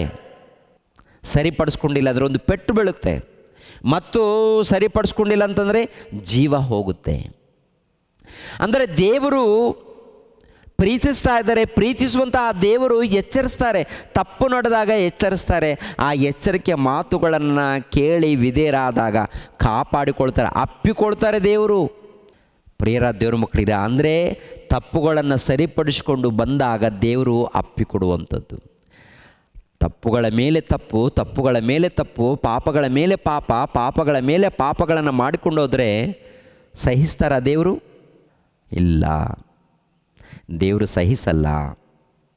ಅದಕ್ಕೆ ಇಬ್ರಿಯರಿಗೆ ಬರೆದ ಪತ್ರಿಕೆಯಲ್ಲಿ ನಾವು ನೋಡಿದ್ದೀವಿ ಪ್ರಿಯರಾದ ದೇವರ ಮಕ್ಕಳಿರ, ಏನದು? ಅದು 8ನೇ ಅಧ್ಯಾಯ, ಇಬ್ರಿಯರಿಗೆ ಬರೆದ ಪತ್ರಿಕೆ 8ನೇ ಅಧ್ಯಾಯ 8ನೇ ವಚನ. ಈಗೋ ನಾನು ಇಸ್ರಾಯೇಲ್ ವಂಶದವರೊಂದಿಗೆ ಯೆಹೂದ ವಂಶದವರೊಂದಿಗೆ ಹೊಸದಾಗಿರುವ ಒಂದು ಒಡಂಬಡಿಕೆಯನ್ನು ಮಾಡಿಕೊಳ್ಳುವ ದಿನಗಳು ಬರುವವು ಎಂದು ಕರ್ತನು ಹೇಳುತ್ತಾನೆ. ಆ ಒಡಂಬಡಿಕೆಯು ನಾನು ಇವರ ಪಿತೃಗಳನ್ನು ಕೈ ಹಿಡಿದು ಐಗುಪ್ತ ದೇಶದೊಳಗಿಂದ ಕರ್ಕೊಂಡು ಬಂದ ಕಾಲದಲ್ಲಿ ಅವರ ಸಂಗಡ ಮಾಡಿಕೊಂಡ ಒಡಂಬಡಿಕೆ ಅಂಥದ್ದಲ್ಲ. ಅವರು ನನ್ನ ಒಡಂಬಡಿಕೆಯಲ್ಲಿ ಸ್ಥಿರವಾಗಿ ನಿಲ್ಲಲಿಲ್ಲವಾದ್ದರಿಂದ ನಾನು ಅವರ ಚಿಂತೆಯನ್ನು ಬಿಟ್ಟೆನೆಂದು ಕರ್ತನು ಹೇಳುತ್ತಾನೆ. ಅಂದರೆ ಇಸ್ರಾಯೇಲ್ಯರ ಅಂದರೆ ಯೆಹೂದ್ಯರಿದ್ದಾರಲ್ಲ, ಅವರ ಬಳಿಯಲ್ಲಿ ಒಂದು ಒಡಂಬಡಿಕೆ, ಹೊಸ ಒಡಂಬಡಿಕೆ. ಈ ಹೊಸ ಒಡಂಬಡಿಕೆ ಇದೆಯಲ್ಲ, ಇದು ಅವ್ರಿಗೆ ಮಾತ್ರವಲ್ಲ, ಟೋಟಲ್ ಲೋಕದಲ್ಲಿದ್ದಂಥ ಎಲ್ಲ ಮಾನವರಿಗೂ ವರ್ತಿಸುತ್ತೆ, ಎಲ್ಲರಿಗೂ ಕೊಟ್ಟಿದ್ದಾರೆ. ಅಂದರೆ ಎಲ್ಲರೂ ಉಪಯೋಗ ಮಾಡಿಕೊಳ್ಳಬಹುದು. ಹೊಸ ಒಡಂಬಡಿಕೆ ಇದೆಯಲ್ಲ, ಹೊಸ ಒಡಂಬಡಿಕೆಯಲ್ಲಿ ಕೊಡಲ್ಪಟ್ಟಂಥ ಆಜ್ಞೆಗಳು ಇದೆಯಲ್ವ ಪ್ರಿಯರೇ, ಪ್ರತಿಯೊಬ್ಬರಿಗೆ ವರ್ತಿಸುತ್ತೆ. ಪ್ರತಿಯೊಬ್ಬರಿಗೆ ವರ್ತಿಸುತ್ತಂದರೆ ಪ್ರತಿಯೊಬ್ಬರು ಕೂಡ ಕೇಳಿ ವಿಧೇಯರಾಗಬಹುದು. ಹೊಸ ಒಡಂಬಡಿಕೆಯಲ್ಲಿ ನಾವು ಬರಬಹುದು, ಅಂದರೆ ದೇವರ ಮಾರ್ಗದಲ್ಲಿ ನಾವು ಬರಬಹುದು. ದೇವರು ನಮ್ಮ ತಂದೆ, ದೇವರು ನಮ್ಮ ಎತ್ತ ತಂದೆ, ನಿನಗೆ ಜನ್ಮ ಕೊಟ್ಟಾತನು, ನಿನಗೆ ಉಸಿರು ಕೊಟ್ಟಾತನು, ನಿನಗೆ ಪ್ರಾಣವನ್ನು ಒಯ್ದಾತನು, ನಿನಗೆ ಈ ಲೋಕದಲ್ಲಿ ಬದುಕೋದಕ್ಕೆ ಅವಕಾಶವನ್ನು ಕೊಟ್ಟಾತನು ಆತನು. ಆತನ ಬಗ್ಗೆ ವಿಚಾರ ಮಾಡಿದ್ದೀಯಾ ಸಹೋದರ, ಸಹೋದರಿ? ಏನು ಮಾಡಿದ್ದೀರಾ? ವಿಚಾರ ಮಾಡಿದ್ದೀರಾ? ವಿಚಾರ ಮಾಡಿ ತಿಳ್ಕೊಂಡಿದ್ದೀರಾ? ಆಲೋಚನೆ ಮಾಡಿದ್ದೀರಾ? ಆಲೋಚನೆ ಮಾಡದೆ ಇದೊಂದು ಮತಕ್ಕೆ ಸಂಬಂಧಪಟ್ಟಿದಂಥ ಮುದ್ರೆ ಹಾಕಿ ತುಂಬ ಜನರು ದೂರ ಆಗ್ತಾಯಿದ್ದಾರೆ. ಪ್ರಿಯರಾದ ದೇವರ ಮಕ್ಕಳಿರ, ದೇವರು ಸಿಗುವಂಥ ಕಾಲ ಇದು, ದೇವರು ದೊರಕುವಂಥ ಕಾಲ ಇದು, ದೇವರ ಜ್ಞಾನ ಸಿಗುವಂಥ ಕಾಲ ಇದು. ಈ ಕಾಲದಲ್ಲಿ ಏನ್ರಿ, ದೇವರ ಜ್ಞಾನವನ್ನು ತಿಳ್ಕೊಳ್ಬೇಕು, ಅರ್ಥ ಮಾಡಿಕೊಳ್ಬೇಕು, ದೇವರನ್ನು ಹುಡುಕಬೇಕು. ಏನ್ರಿ, ಹುಡುಕಿ ದೇವರಿಗೆ ಒಳಪಡಬೇಕು. ಒಂದು ಕಾಲದಲ್ಲಿ ದೇವರು ಇಸ್ರಾಯೇಲ್ರಿಗೆ ಒಡಂಬಡಿಕೆ ಕೊಟ್ಟಿದ್ದರಲ್ವಾ ಏನ್ರಿ, ಅದನ್ನು ಹಳೆ ಒಡಂಬಡಿಕೆಯನ್ನು ರದ್ದು ಮಾಡಿ ಹೊಸ ಒಡಂಬಡಿಕೆ ಕೊಡ್ತಾರೆ. ಈ ಹೊಸ ಒಡಂಬಡಿಕೆಯಲ್ಲಿ ಏನ್ರಿ ಏನು ಹೇಳಿದಾರಪ್ಪ ಅಂತ ನೋಡುವಾಗ, ಪ್ರಿಯರಾದ ದೇವ್ರ ಮಕ್ಕಳಿರ, ಎಫೆಸದವರಿಗೆ ಬರೆದ ಪತ್ರಿಕೆ 2ನೇ ಅಧ್ಯಾಯ 11ನೇ ವಚನದಿಂದ ಓದೋಣ. ನೀವು ಜನ್ಮದಿಂದ ಅನ್ಯ ಜನರಾಗಿದ್ದೀರಿ, ಶರೀರದಲ್ಲಿ ಕೈಯಿಂದ ಸುನ್ನತಿ ಮಾಡಿಸಿಕೊಂಡು ಸುನ್ನತಿಯವರೆನಿಸಿಕೊಳ್ಳುವವರು ನಿಮ್ಮನ್ನು ಸುನ್ನತಿ ಇಲ್ಲದವರೆಂದು ಹೇಳುತ್ತಾರೆ. ನೀವು ಪೂರ್ವಕಾಲದಲ್ಲಿ ಕ್ರಿಸ್ತನನ್ನು ಸೇರದವರಾಗಿದ್ದು ಇಸ್ರಾಯೇಲ್ ಹಕ್ಕಿನಲ್ಲಿ ಪಾಲಿಲ್ಲದವರು, ಅಬ್ರಹಾಮನಿಗೆ ಉಂಟಾದ ವಾಗ್ದಾನಕ್ಕೆ ಸಂಬಂಧವಾದ ಒಡಂಬಡಿಕೆಗಳಲ್ಲಿ ಸೇರದವರು, ಈ ಲೋಕದಲ್ಲಿ ಯಾವ ನಿರೀಕ್ಷೆ ಇಲ್ಲದವರು, ದೇವರನ್ನು ಅರಿಯದವರು ಆಗಿದ್ದೀರೆಂದು ಜ್ಞಾಪಕ ಮಾಡಿಕೊಳ್ಳಿರಿ. ಈಗಲಾದರೂ ಮೊದಲು ದೂರವಾಗಿದ್ದ ನೀವು ಕ್ರಿಸ್ತ ಯೇಸುವನ್ನು ಸೇರಿದವರಾಗಿದ್ದು ಆತನ ರಕ್ತದ ಮೂಲಕ ಸಮೀಪಸ್ಥರಾಗಿದ್ದೀರಿ. ನಿಮ್ಮನ್ನು ನಮ್ಮನ್ನು ಒಂದು ಮಾಡಿದವನಾದ ಆತನೇ ನಮಗೆ ಸಮಾಧಾನ ಕರ್ತೃವಾಗಿದ್ದಾನೆ.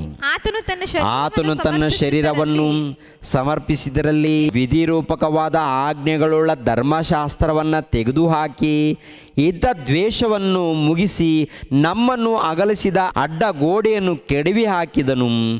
ಆತನು ಸಮಾಧಾನ ಮಾಡುವುದಾಗಿ ಉಭಯರನ್ನು ತನ್ನಲ್ಲಿ ಒಬ್ಬ ನೂತನ ಪುರುಷರನ್ನಾಗಿ ನಿರ್ಮಿಸಿದ್ದಾನೆ. ಇದ್ದ ದ್ವೇಷವನ್ನು ತನ್ನ ಶಿಲುಬೆಯ ಮೇಲೆ ಕೊಂದು ಆ ಶಿಲುಬೆಯ ಮೂಲಕ ಉಭಯರನ್ನು ಒಂದೇ ದೇಹದಂತಾಗ ಮಾಡಿ ದೇವರೊಂದಿಗೆ ಸಮಾಧಾನ ಪಡಿಸಿದ್ದಾನೆ. ಅಂದರೆ ಒಂದು ಕಾಲದಲ್ಲಿ ಇಸ್ರಾಯೇಲರಿಗೂ ಅನ್ಯರಿಗೂ ಭೇದ ಇತ್ತು ಪ್ರಿಯರೇ. ಇಸ್ರಾಯೇಲರಿಗೂ ಅನ್ಯರಿಗೂ ಭೇದ. ಏನು ಭೇದ? ಇಸ್ರಾಯೇಲರು ನಮ್ಮಲ್ಲಿ ಒಡಂಬಡಿಕೆ ಇದೆ, ನಮ್ಮಲ್ಲಿ ದೇವರು ಇದ್ದಾರೆ, ನಾವು ದೇವರಿಗೆ ಸ್ವಕೀಯ ಪ್ರಜೆಗಳಾಗಿದ್ದೀವಿ, ನಾವೇ ದೇವರಿಗೆ ಸ್ವಂತ ಪ್ರಜೆಗಳಾಗಿದ್ದೀವಿ ಅಂತ ಹೇಳಿ ಗರ್ವದಿಂದ ಅಹಂಕಾರದಿಂದ ಬದುಕಿದವರು ಏನ್ರಿ ಅನ್ಯ ಜನಾಂಗದವರನ್ನು ಒಂದು ರೀತಿಯಲ್ಲಿ ಕೀಳವಾಗಿ ನೋಡಿದವರು ಪ್ರಿಯರವರು. ಅನ್ಯ ಜನಾಂಗದವರನ್ನು ಇಸ್ರಾಯೇಲ್ ಜನಾಂಗದವರು ಒಂದು ರೀತಿಯಲ್ಲಿ ಕೀಳವಾಗಿ ನೋಡಿದವರು. ದೇವರ ಬಳಿಗೆ ಬರಬೇಕಾದರೆ ಅವರು ಬಹಳ ಕಠಿಣವಾದಂಥ ಆಜ್ಞೆಗಳನ್ನು ಕೊಡುವವರು, ಕಠಿಣವಾದಂಥ ಆಜ್ಞೆಗಳು ಭಾರ ಹೊರಿಸುವವರವರು. ನಾವು ದೇವರು ತಿಳ್ಕೊಬೇಕು, ನಾವು ದೇವರನ್ನು ತಿಳ್ಕೊಂಡು ಭಕ್ತಿಯಿಂದ ನಡ್ಕೊಳ್ಬೇಕು, ನಿಮ್ಮ ಹಾಗೆ ನಾವು ಕೂಡ ನಡ್ಕೊಳ್ತೀವಿ ಅಂದಾಗ ಅಷ್ಟು ಸುಲಭವಾಗಿ ಏನ್ರಿ ಅನ್ಯರನ್ನು ಸೇರಿಸ್ಕೊಳ್ತಾ ಇರಲಿಲ್ಲ. ಒಂದು ಕಾಲದಲ್ಲಿ ಇಸ್ರಾಯೇಲ್ ಜನಾಂಗದ. ಕಾರಣ ಅವರ ಮಧ್ಯದಲ್ಲಿ ಧರ್ಮಶಾಸ್ತ್ರ. ಈ ಧರ್ಮಶಾಸ್ತ್ರ ನಮಗೆ ಕೊಡಲ್ಪಟ್ಟಿದೆ. ನಮ್ಮ ಬಳಿಯಲ್ಲಿ ಧರ್ಮಶಾಸ್ತ್ರ ಇದೆ, ನಮ್ಮ ಬಳಿಯಲ್ಲಿ ದೇವರು ಇದ್ದಾರೆ, ನಮ್ಮ ಬಳಿಯಲ್ಲಿ ಧರ್ಮಶಾಸ್ತ್ರ ಇದೆ, ನಮ್ಮ ಬಳಿಯಲ್ಲಿ ಪ್ರವಾದಿಗಳಿದ್ದಾರೆ, ನಾವು ಅಬ್ರಹಾಮನ ವಂಶದವರು, ನಾವು ದೊಡ್ಡ ಶ್ರೇಷ್ಠ ವಂಶದವರು ಅಂತೇಳಿ ಗರ್ವದಿಂದ ಅಹಂಕಾರದಿಂದ ಜೀವಿಸುವಂಥ ಈ ಮನುಷ್ಯರು ಏನ್ರಿ ಅನ್ಯ ಜನಾಂಗದವರನ್ನು ಹತ್ತಿರಕ್ಕೆ ಸೇರಿಸಿಕೊಳ್ತಾ ಇರಲಿಲ್ಲ. ಅದಕ್ಕೆ ಪ್ರಭು ಏನು ಮಾಡಿದಾರಪ್ಪ ಅಂತ ನೋಡುವಾಗ ಅವರ ಗರ್ವವನ್ನು ತೆಗೆದುಹಾಕಿ ಆ ಒಡಂಬಡಿಕೆಯನ್ನು ರದ್ದು ಮಾಡಿ ರಕ್ಷಣೆ ಬೇಕು ಅಂದರೆ ಅವರಾಗಿರ್ಬೋದು ಅನ್ಯರಾಗಿರ್ಬೋದು ಏನ್ರಿ ಕ್ರಿಸ್ತನ ಮಾರ್ಗದಲ್ಲಿ ಅಂದರೆ ಕ್ರಿಸ್ತನೊಳಗೆ ಬರಬೇಕು. ಕ್ರಿಸ್ತನ ಮಾರ್ಗದಲ್ಲಿ ಅನ್ಯರು ಕ್ರಿಸ್ತನಲ್ಲಿ ಬರಬೇಕು, ಇಸ್ರಾಯೇಲ್ ಜನಾಂಗದವರು ಕ್ರಿಸ್ತನಲ್ಲಿ ಬರಬೇಕು.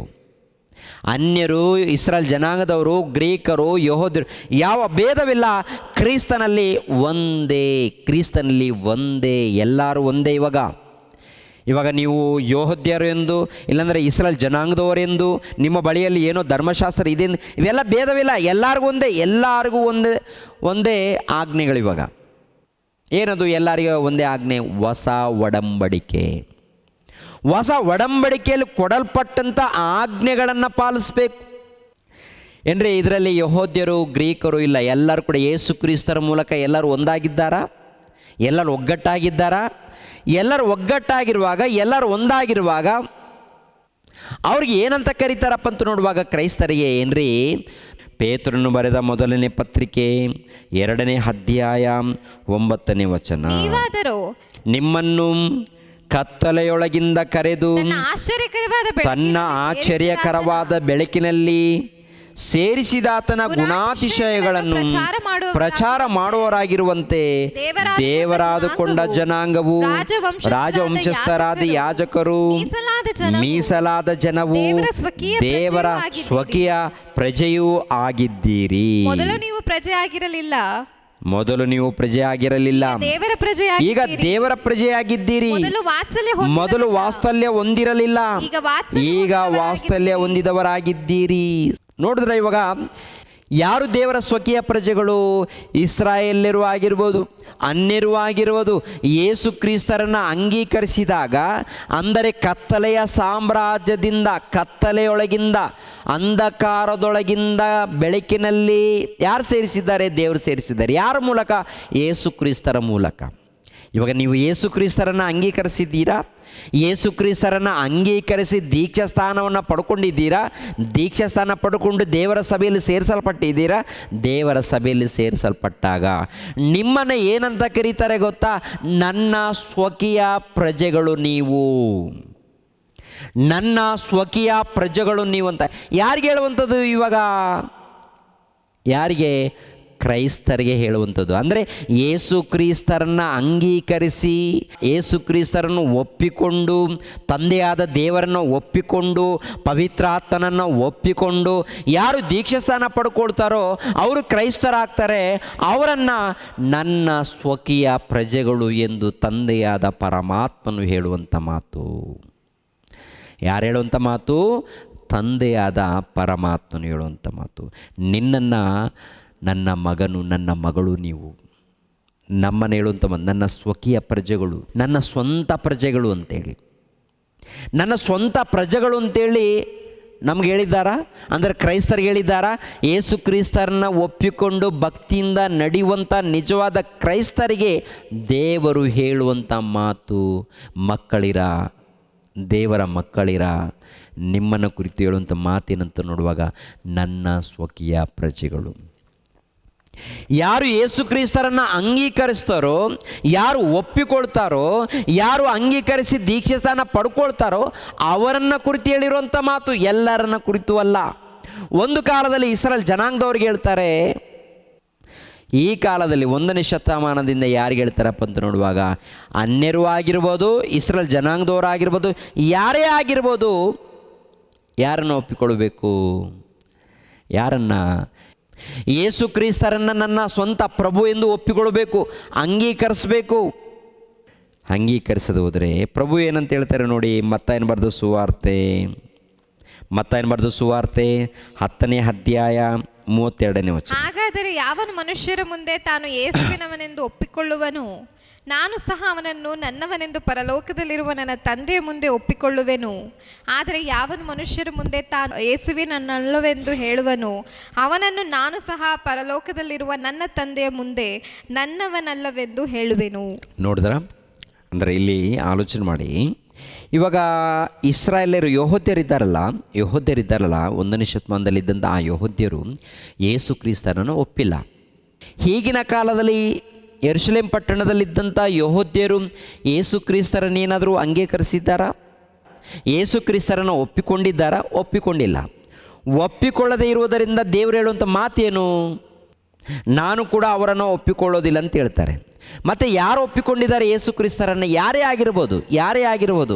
ಇದರಲ್ಲಿ ಇಸ್ರಾಯೇಲರಾಗಿರ್ಬೋದು, ಅನ್ಯರು ಆಗಿರ್ಬೋದು, ಮುಸಲ್ಮಾನರು ಆಗಿರ್ಬೋದು, ಯಾರೇ ಆಗಿರ್ಬೋದು. ಈ ಲೋಕದಲ್ಲಿ ಅವರವರ ಏನ್ರಿ ಜಾತಿ ಕುಲ ಅಂತ ಕರೆಯಲ್ಪಡ್ತಾ ಇದ್ದಾರಲ್ಲ, ಯಾರೇ ಆಗಿರ್ಬೋದು. ಇವಾಗ ರಕ್ಷಣೆ ಬೇಕು, ಮೋಕ್ಷ ಬೇಕು, ದೇವರ ಬಳಿಯಲ್ಲಿ ಸೇರಬೇಕು ಅಂದಾಗ ಯೇಸು ಕ್ರಿಸ್ತರನ್ನು ಅಂಗೀಕರಿಸ್ಬೇಕಂತ ಹೇಳ್ತಾರೆ. ಯೇಸು ಕ್ರಿಸ್ತರನ್ನು ಒಪ್ಪಿಕೊಳ್ಬೇಕಂತ ಹೇಳ್ತಾರೆ. ಒಪ್ಪಿಕೊಳ್ಳದೆ ಹೋದರೆ ಯೇಸು ಪ್ರಭು ಏನಂತ ಹೇಳ್ತಾರೆ?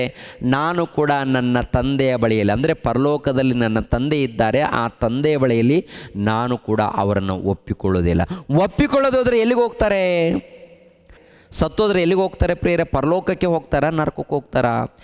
ಧರ್ಮವನ್ನು ಮೀರಿ ನಡೆಯುವವರೇ ನನ್ನಿಂದ ತೊಲಗಿ, ನನ್ನಿಂದ ತೊಲಗಿ ಅಂತ ಹೇಳ್ತಾರೆ. ಎಲ್ಲಿಗೆ ಹೋಗ್ತಾರೆ? ಮತ್ತೆ ಬೆಂಕಿಯ ಕೊಂಡಕ್ಕೆ ಹೋಗಬೇಕಾಗತ್ತೆ. ಅಂದರೆ ಈ ಲೋಕದಲ್ಲಿ ತಂದೆಯಾದ ದೇವರನ್ನು ಒಪ್ಪಿಕೊಳ್ಳಬೇಕು, ಯೇಸು ಕ್ರಿಸ್ತರನ್ನು ಒಪ್ಪಿಕೊಳ್ಳಬೇಕು, ಪವಿತ್ರಾತ್ಮನನ್ನು ಕೂಡ ಒಪ್ಪಿಕೊಳ್ಳಬೇಕು. ಮೊದಲನೇದಾಗಿ ತಿಳಿದುಕೊಳ್ಳಬೇಕು, ಆನಂತರ ಒಪ್ಪಿಕೊಳ್ಳಬೇಕು. ತಂದೆಯಾದ ದೇವರನ್ನು ಒಪ್ಪಿಕೊಂಡವರು ಕೆಲವರು, ಯೇಸು ಕ್ರಿಸ್ತರನ್ನು ಒಪ್ಪಿಕೊಂಡವರು ಕೆಲವರು, ಪವಿತ್ರಾತ್ಮನನ್ನು ಒಪ್ಪಿಕೊಂಡವರು ಕೆಲವರು. ಅಂದರೆ ಕೆಲವರು ಯೇಸು ಕ್ರಿಸ್ತನೇ ಬಿಡ್ತಾರೆ, ಇನ್ನು ಕೆಲವರು ಯೆಹೋವ ದೇವರನ್ನು ಬಿಟ್ಟುಬಿಡ್ತಾರೆ, ಮತ್ತು ಕೆಲವರು ಪವಿತ್ರ ಆತ್ಮನನ್ನು ಬಿಡ್ತಾರೆ. ಹಾಗೆ ಇದ್ದರೆ ಬೈಬಲ್ ಒಪ್ಪುತ್ತಾ? ಪರಿಶುದ್ಧಾತ್ಮನು ಇದ್ದಾನಂತನೂ ಒಪ್ಕೋಬೇಕು, ಯೇಸು ಕ್ರಿಸ್ತರು ಇದ್ದಾರೆ ಎಂದು ಒಪ್ಪಿಕೊಳ್ಬೇಕು, ತಂದೆಯಾದ ದೇವರು ಇದ್ದಾರೆ ಅಂತ ಒಪ್ಪಿಕೊಳ್ಬೇಕು, ಪ್ರಭು ಇದ್ದಾರೆ ನಮ್ಮ ರಕ್ಷಕನು ಅಂತ ಒಪ್ಪಿಕೊಂಡಾಗ ಏನ್ರಿ ದೇವರಿಗೆ ನಾವು ಪ್ರಜೆಗಳಾಗ್ತೀವಿ, ದೇವರ ಸ್ವಕೀಯ ಪ್ರಜೆಗಳಾಗ್ತೀವಿ ಪ್ರಿಯರೇ. ಇಲ್ಲದೆ ಹೋದರೆ ದೇವರಿಗೆ ಸ್ವಕೀಯ ಪ್ರಜೆಗಳಾಗುವುದಿಲ್ಲ ರೀ. ಅದಕ್ಕೆ ಈ ಲೋಕದಲ್ಲಿ ಅನೇಕ ದುರ್ಬೋಧನೆಗಳಿದೆ ರೀ, ದುರ್ಬೋಧನೆಗಳು. ಇವಾಗ ದೇವರು ಪರಿಶುದ್ಧನು, ದೇವರು ನೀತಿವಂತನು. ದೇವರ ಮಕ್ಕಳಾಗಿರುವಂಥ ನಾವೆಲ್ಲರೂ ಕೂಡ ಪರಿಶುದ್ಧರಾಗಿ ನೀತಿವಂತರಾಗಿರಬೇಕು. ಇದ್ದು ಏನ್ರಿ ಯೇಸು ಕ್ರಿಸ್ತರನ್ನು ನಂಬಿಕೊಂಡು ಭಕ್ತಿಯಿಂದ ನಡಿಬೇಕು. ಆಮೇಲೆ ಏನು ಮಾಡಬೇಕಂತಿರುತ್ತೆ ಗೊತ್ತಾ? ಆತನನ್ನು ಪ್ರಚುರಪಡಿಸ್ಬೇಕಂತೆ. ಅಂದರೆ ಆತನ ಜ್ಞಾನವನ್ನು ಪ್ರಚುರಪಡಿಸ್ಬೇಕಂತೆ. ದೇವರ ಸ್ವಕೀಯ ಪ್ರಜೆಗಳಾಗಿರುವಂಥ ಕ್ರೈಸ್ತರು ಯಾರನ್ನು ಪ್ರಚುರಪಡಿಸ್ಬೇಕು? ನಿನ್ನ ತಂದೆಯಾದ ದೇವರನ್ನು ಕುರಿತು ಪ್ರಚುರಪಡಿಸ್ಬೇಕಂತೆ. ಏನ್ರಿ ದೇವರನ್ನು ಪ್ರಚುರ ಮಾಡ್ತಾ ಇದ್ದೀವಾ? ದೇವರನ್ನು ಕುರಿತು ನಾವು ಮಾತನಾಡ್ತಾ ಇದ್ದೀವಾ? ತಿಳಿಸ್ತಾ ಇದ್ದೀವಾ? ಲೋಕದಲ್ಲಿ ಭಯಪಡ್ತಾ ಇದ್ದೀವಾ? ತಿಳಿಸ್ತಾ ಇದ್ದೀವಾ? ಪ್ರಿಯರಾದ ದೇವರ ಮಕ್ಕಳಿರ, ಎರಡು ಅವಕಾಶವನ್ನು ಕೊಟ್ಟಿದ್ದಾರೆ. ಒಂದು, ನಾವು ವಾಕ್ಯಗಳನ್ನು ಚೆನ್ನಾಗಿ ಕಲಿತುಕೊಂಡು ದೇವರ ಸುವಾರ್ತೆಯನ್ನು ಮಾಡುವಂಥ ಕೆಲಸ. ಮತ್ತೊಂದು ಕೆಲಸ ಏನಪ್ಪ ಅಂದರೆ, ಒಂದು ವೇಳೆ ಆಗಲಿಲ್ಲ ಅಂದರೆ ಚೆನ್ನಾಗಿ ದುಡಿದು ದೇವರ ಸೇವೆ ನಿಮಿತ್ತವಾಗಿ ಸುವಾರ್ತೆ ಅಭಿವೃದ್ಧಿಗೋಸ್ಕರ ಏನ್ರಿ ಸಹಾಯ ಮಾಡುವಂಥದ್ದು. ಒಂದು, ವಾಕ್ಯಗಳನ್ನು ಕಲಿತುಕೊಂಡು ಚೆನ್ನಾಗಿ ಕಲಿತುಕೊಂಡು ಹಳ್ಳಿಗಳಿಗೆ ಹೋಗಿ ಸುವಾರ್ತೆ ಮಾಡುವಂಥದ್ದು ಒಂದು ಕೆಲಸ. ಅದು ಮಾಡೋಕ್ಕಾಗಿಲ್ಲ ಅಂದರೆ ಚೆನ್ನಾಗಿ ದುಡಿದು ಸುವಾರ್ತೆಗೋಸ್ಕರ ಅಭಿವೃದ್ಧಿ ಮಾಡುವಂಥ ಕೆಲಸ. ಅಂದರೆ ನಿಮ್ಮ ಕಷ್ಟವನ್ನು ಸಭೆಗೆ ಅರ್ಪಿಸಿ ಏನ್ರಿ ನಿಜವಾದ ದೇವರ ಸೇವಕರಿಗೆ, ಅಂದರೆ ವಾಕ್ಯದ ಪ್ರಕಾರ ಸೇವೆ ಮಾಡುವಂಥ ಸೇವಕರಿಗೆ ಸಹಾಯ ಮಾಡಿ ಅವ್ರ ಮೂಲಕ ಸುವಾರ್ತೆಯನ್ನು ತಿಳಿಸುವಂಥದ್ದು. ಇಲ್ಲ ನಿಮ್ಮ ಮನೆಗೆ ಕರೆಸಿಕೊಳ್ಳುವಂಥದ್ದು, ನಿಮ್ಮ ಊರಲ್ಲಿ ಸಭೆಯನ್ನು ಏರ್ಪಾಟ್ ಮಾಡುವಂಥದ್ದು, ಆ ಊರಲ್ಲಿ ದೇವರ ವಾಕ್ಯಗಳನ್ನು ತಿಳಿಯಪಡಿಸುವಂಥದ್ದು. ಒಟ್ಟಿನಲ್ಲಿ ಯಾವುದೋ ಒಂದು ರೀತಿಯಲ್ಲಿ ನಮ್ಮಿಂದ ದೇವರ ಪ್ರೀತಿಯನ್ನು ಏನಾಗಬೇಕು? ದೇವರ ಜ್ಞಾನವನ್ನು ಪ್ರಚಾರ ಆಗಬೇಕು, ದೇವರ ಪ್ರೀತಿಯ ಜ್ಞಾನವನ್ನು. ಇವಾಗ ನಿಮ್ಮೂರಲ್ಲಿ ಯಾರು ಕೇಳ್ತಾ ಇಲ್ವಾ? ವಾಕ್ಯದ ಪ್ರಕಾರ ಸುವಾರ್ತೆ ಹೇಳುವಂಥ ಒಬ್ಬ ಸೇವಕರಿದ್ದಾಗ ಆ ಸೇವಕರನ್ನು ನಿಮ್ಮೂರಿಗೆ ಕರೆಸ್ಕೊಂಡು ಎಲ್ಲರಿಗೆ ಆಹ್ವಾನ ಮಾಡಬೇಕಂದ್ರೆ ನಿಮ್ಮೂರಲ್ಲಿ ನಿಮ್ಮ ಮನೆಯಲ್ಲಿ ಏನೋ ಒಂದು ಕಾರ್ಯಕ್ರಮ ಇಟ್ಕೊಳ್ಬೇಕು. ಏನು ಕಾರ್ಯಕ್ರಮ? ಒಂದು ಬರ್ತ್ಡೇ ಕಾರ್ಯಕ್ರಮ ಆಗಿರ್ಬೋದು, ಇಲ್ಲಾಂದರೆ ಯಾವುದೊಂದು ಕಾರ್ಯಕ್ರಮ ಇರ್ಬೋದಲ್ಲ. ಯಾವುದೊಂದು ಕಾರ್ಯಕ್ರಮ ಇದ್ದಾಗ ಒಂದು ಪ್ರಾರ್ಥನೆ ಕೂಟವನ್ನು ಇಟ್ಟು ಊರಲ್ಲಿದ್ದಂಥ ಜನಗಳಿಗೆ ತಿಳಿಸಿ ಒಂದು ಏನ್ರಿ ಊಟದ ವ್ಯವಸ್ಥೆಯನ್ನು ಮಾಡಿ ಸುವಾರ್ತೆ ಇಟ್ಟಾಗ ಅಲ್ಲಿರುವಂಥ ಎಲ್ಲ ಪ್ರಜೆಗಳು ಬರ್ತಾರೆ. ಆವಾಗಾದರೂ ದೇವರ ಪ್ರೀತಿಯನ್ನು ಸಾರಬೇಕು. ಹೊರಗಡೆ ಹೇಳ್ತಾರೆ ಮತ ಅಲ್ಲ, ಮತ ತೊಗೊಂಡು ದೇವ್ರೇನು ಮಾಡ್ತಾರೆ? ನಿನ್ನ ಮತ ತೊಗೊಂಡು ದೇವ್ರೇನು ಮಾಡ್ತಾರೆ? ನಿನ್ನ ಕುಲ ತೊಗೊಂಡು ದೇವ್ರೇನು ಮಾಡ್ತಾರೆ? ದೇವರಿಗೆ ಬೇಕಾದದ್ದು ನಿನ್ನ ಹೃದಯ ಬೇಕು, ನಿನ್ನ ಮನಸ್ಸು ಬೇಕು. ದೇವರಿಗೆ ನಿನ್ನ ಮನಸ್ಸು ಬದಲಾಗಬೇಕು, ದೇವರಿಗೆ ನಿನ್ನ ಗುಣ ಬದಲಾಗಬೇಕು. ನಿನ್ನ ಜಾತಿ ಬದಲಾಗುವಂಥ ಅವಶ್ಯಕತೆ ಇಲ್ಲ, ನಿನ್ನ ಗೋತ್ರ ಬದಲಾಗುವಂಥ ಅವಶ್ಯಕತೆ ಇಲ್ಲ. ನಿನ್ನ ಮನಸ್ಸು ಬದಲಾಗಬೇಕು, ನೀನು ಭಕ್ತಿಯಿಂದ ನಡ್ಕೋಬೇಕು. ಸಹೋದರ ಸಹೋದರಿ, ಆ ಕೆಲಸ ನಡಿಬೇಕು. ಆ ಕೆಲಸ ನಡಿಬೇಕಾದರೆ ಭಕ್ತಿಯಿಂದ ಪ್ರಾರ್ಥನೆಯಲ್ಲಿರಬೇಕು, ಧ್ಯಾನದಲ್ಲಿರಬೇಕು, ವಾಕ್ಯಗಳನ್ನು ಓದಬೇಕು, ನಮ್ಮ ಆತ್ಮಗಳನ್ನು ನಾವು ಕಾಪಾಡಿಕೊಳ್ಬೇಕು. ಆ ನಂತರ ಇತರರ ಆತ್ಮಗಳನ್ನು ಕಾಪಾಡಿಕೊಳ್ಬೇಕು. ಈ ಲೋಕದಲ್ಲಿ ದೊಡ್ಡ ಹೋರಾಟ ಇದೆ ರೀ, ಹೋರಾಟ ಇದೆ. ದೇವರ ಸ್ವಕೀಯ ಪ್ರಜೆಗಳು ಏನ್ರಿ ದೇವರ ಕೆಲಸ ಮಾಡಬೇಕಂತ ಹೇಳ್ತಾರಲ್ವಾ? ದೇವರ ಕೆಲಸ ಮಾಡಬೇಕಂತ ಹೇಳ್ತಾರೆ. ಒಂದು ಮಾತು ನೋಡೋಣ. ಯೋಹಾನನು ಬರೆದ ಸುವಾರ್ತೆ 15ನೇ ಅಧ್ಯಾಯ 9ನೇ ವಚನ 10ನೇ ವಚನ. ತಂದೆ ನನ್ನನ್ನು ಪ್ರೀತಿಸಿದ ಹಾಗೆಯೇ ನಾನು ನಿಮ್ಮನ್ನು ಪ್ರೀತಿಸಿದ್ದೇನೆ. ನನ್ನ ಪ್ರೀತಿಯಲ್ಲಿ ನೆಲೆಗೊಂಡಿರ್ರಿ. ನಾನು ನನ್ನ ತಂದೆಯ ಆಜ್ಞೆಗಳನ್ನು ಕೈಗೊಂಡು ನಡೆದು ಆತನ ಪ್ರೀತಿಯಲ್ಲಿ ನೆಲೆಗೊಂಡಿರುವ ಮೇರೆಗೆ ನೀವು ನನ್ನ ಆಜ್ಞೆಗಳನ್ನು ಕೈಗೊಂಡು ನಡೆದರೆ ನನ್ನ ಪ್ರೀತಿಯಲ್ಲಿ ನೆಲೆಗೊಂಡಿರುವಿರಿ. ನನ್ನಲ್ಲಿರುವ ಆನಂದವು ನಿಮ್ಮಲ್ಲಿಯೂ ಇರಬೇಕೆಂತಲೂ ನಿಮ್ಮ ಆನಂದವು ಪರಿಪೂರ್ಣವಾಗಬೇಕೆಂತಲೂ ಇದನ್ನೆಲ್ಲ ನಿಮಗೆ ಹೇಳಿದ್ದೇನೆ. ನಾನು ನಿಮ್ಮನ್ನು ಪ್ರೀತಿಸಿದ ಮೇರೆಗೆ ನೀವು ಒಬ್ಬರನ್ನೊಬ್ಬರು ಪ್ರೀತಿಸಬೇಕೆಂಬುದೇ ನಾನು ಕೊಡುವ ಆಜ್ಞೆಯಾಗಿದೆ. ಅಂದರೆ ನೋಡಿ ಪ್ರಿಯರಾದ ದೇವರ ಮಕ್ಕಳಿರ, ನಾನು ತಂದೆಯನ್ನು ಪ್ರೀತಿಸಿ ತಂದೆಯಲ್ಲಿ ನಾನು ನೆಲೆಗೊಂಡಿರುವ ಪ್ರಕಾರ ನೀವು ಕೂಡ ನನ್ನನ್ನು ಪ್ರೀತಿಸಿ ನನ್ನ ಪ್ರೀತಿಯಲ್ಲಿ ನೆಲೆಗೊಂಡಿರಬೇಕು. ಅಂದರೆ ಯೇಸು ಕ್ರಿಸ್ತರ ಪ್ರೀತಿಯಲ್ಲಿ ನೆಲೆಗೊಂಡಿದ್ದೀವಿ ಅಂದಾಗ ಆತನ ಆಜ್ಞೆಗಳನ್ನು ಕೈಗೊಂಡು ನಡಿಬೇಕಂತ ಹೇಳ್ತಾರೆ. ಆತನ ಆಜ್ಞೆಗಳೇನಪ್ಪ ಅಂತ ನೋಡುವಾಗ ನಿನ್ನಂತೆ ನಿನ್ನ ನೆರೆಯವರನ್ನ ಪ್ರೀತಿಸಬೇಕು ಎನ್ನುವಂಥ ಆಜ್ಞೆ, ನಿನ್ನ ಸಹೋದರನು ನಿನ್ನಂತೆ ಪ್ರೀತಿಸಬೇಕೆನ್ನುವಂಥ ಆಜ್ಞೆ. ಮತ್ತು ನಿನ್ನ ಸಹೋದರನ ಪ್ರೀತಿಸಬೇಕಂದ್ರೆ ಯಾವ ರೀತಿ ಪ್ರೀತಿಸ್ತಾ ಇದ್ದೀಯಾ? ಯಾವಾಗಾದರೂ ದೇವರ ಪ್ರೀತಿಯನ್ನು ಹಂಚಿದೀಯಾ? ಯಾವಾಗಾದರೂ ದೇವರ ಜ್ಞಾನವನ್ನು ಹಂಚಿಕೊಂಡಿದ್ದೀಯಾ? ಇಲ್ಲಾಂದರೆ ಬರೀ ಕತೆಗಳನ್ನು ಹೇಳ್ಕೊಂಡಿದ್ದೀಯಾ? ಕತೆಗಳನ್ನು ಇಲ್ಲ ಮಾಯ ಮಾತುಗಳನ್ನು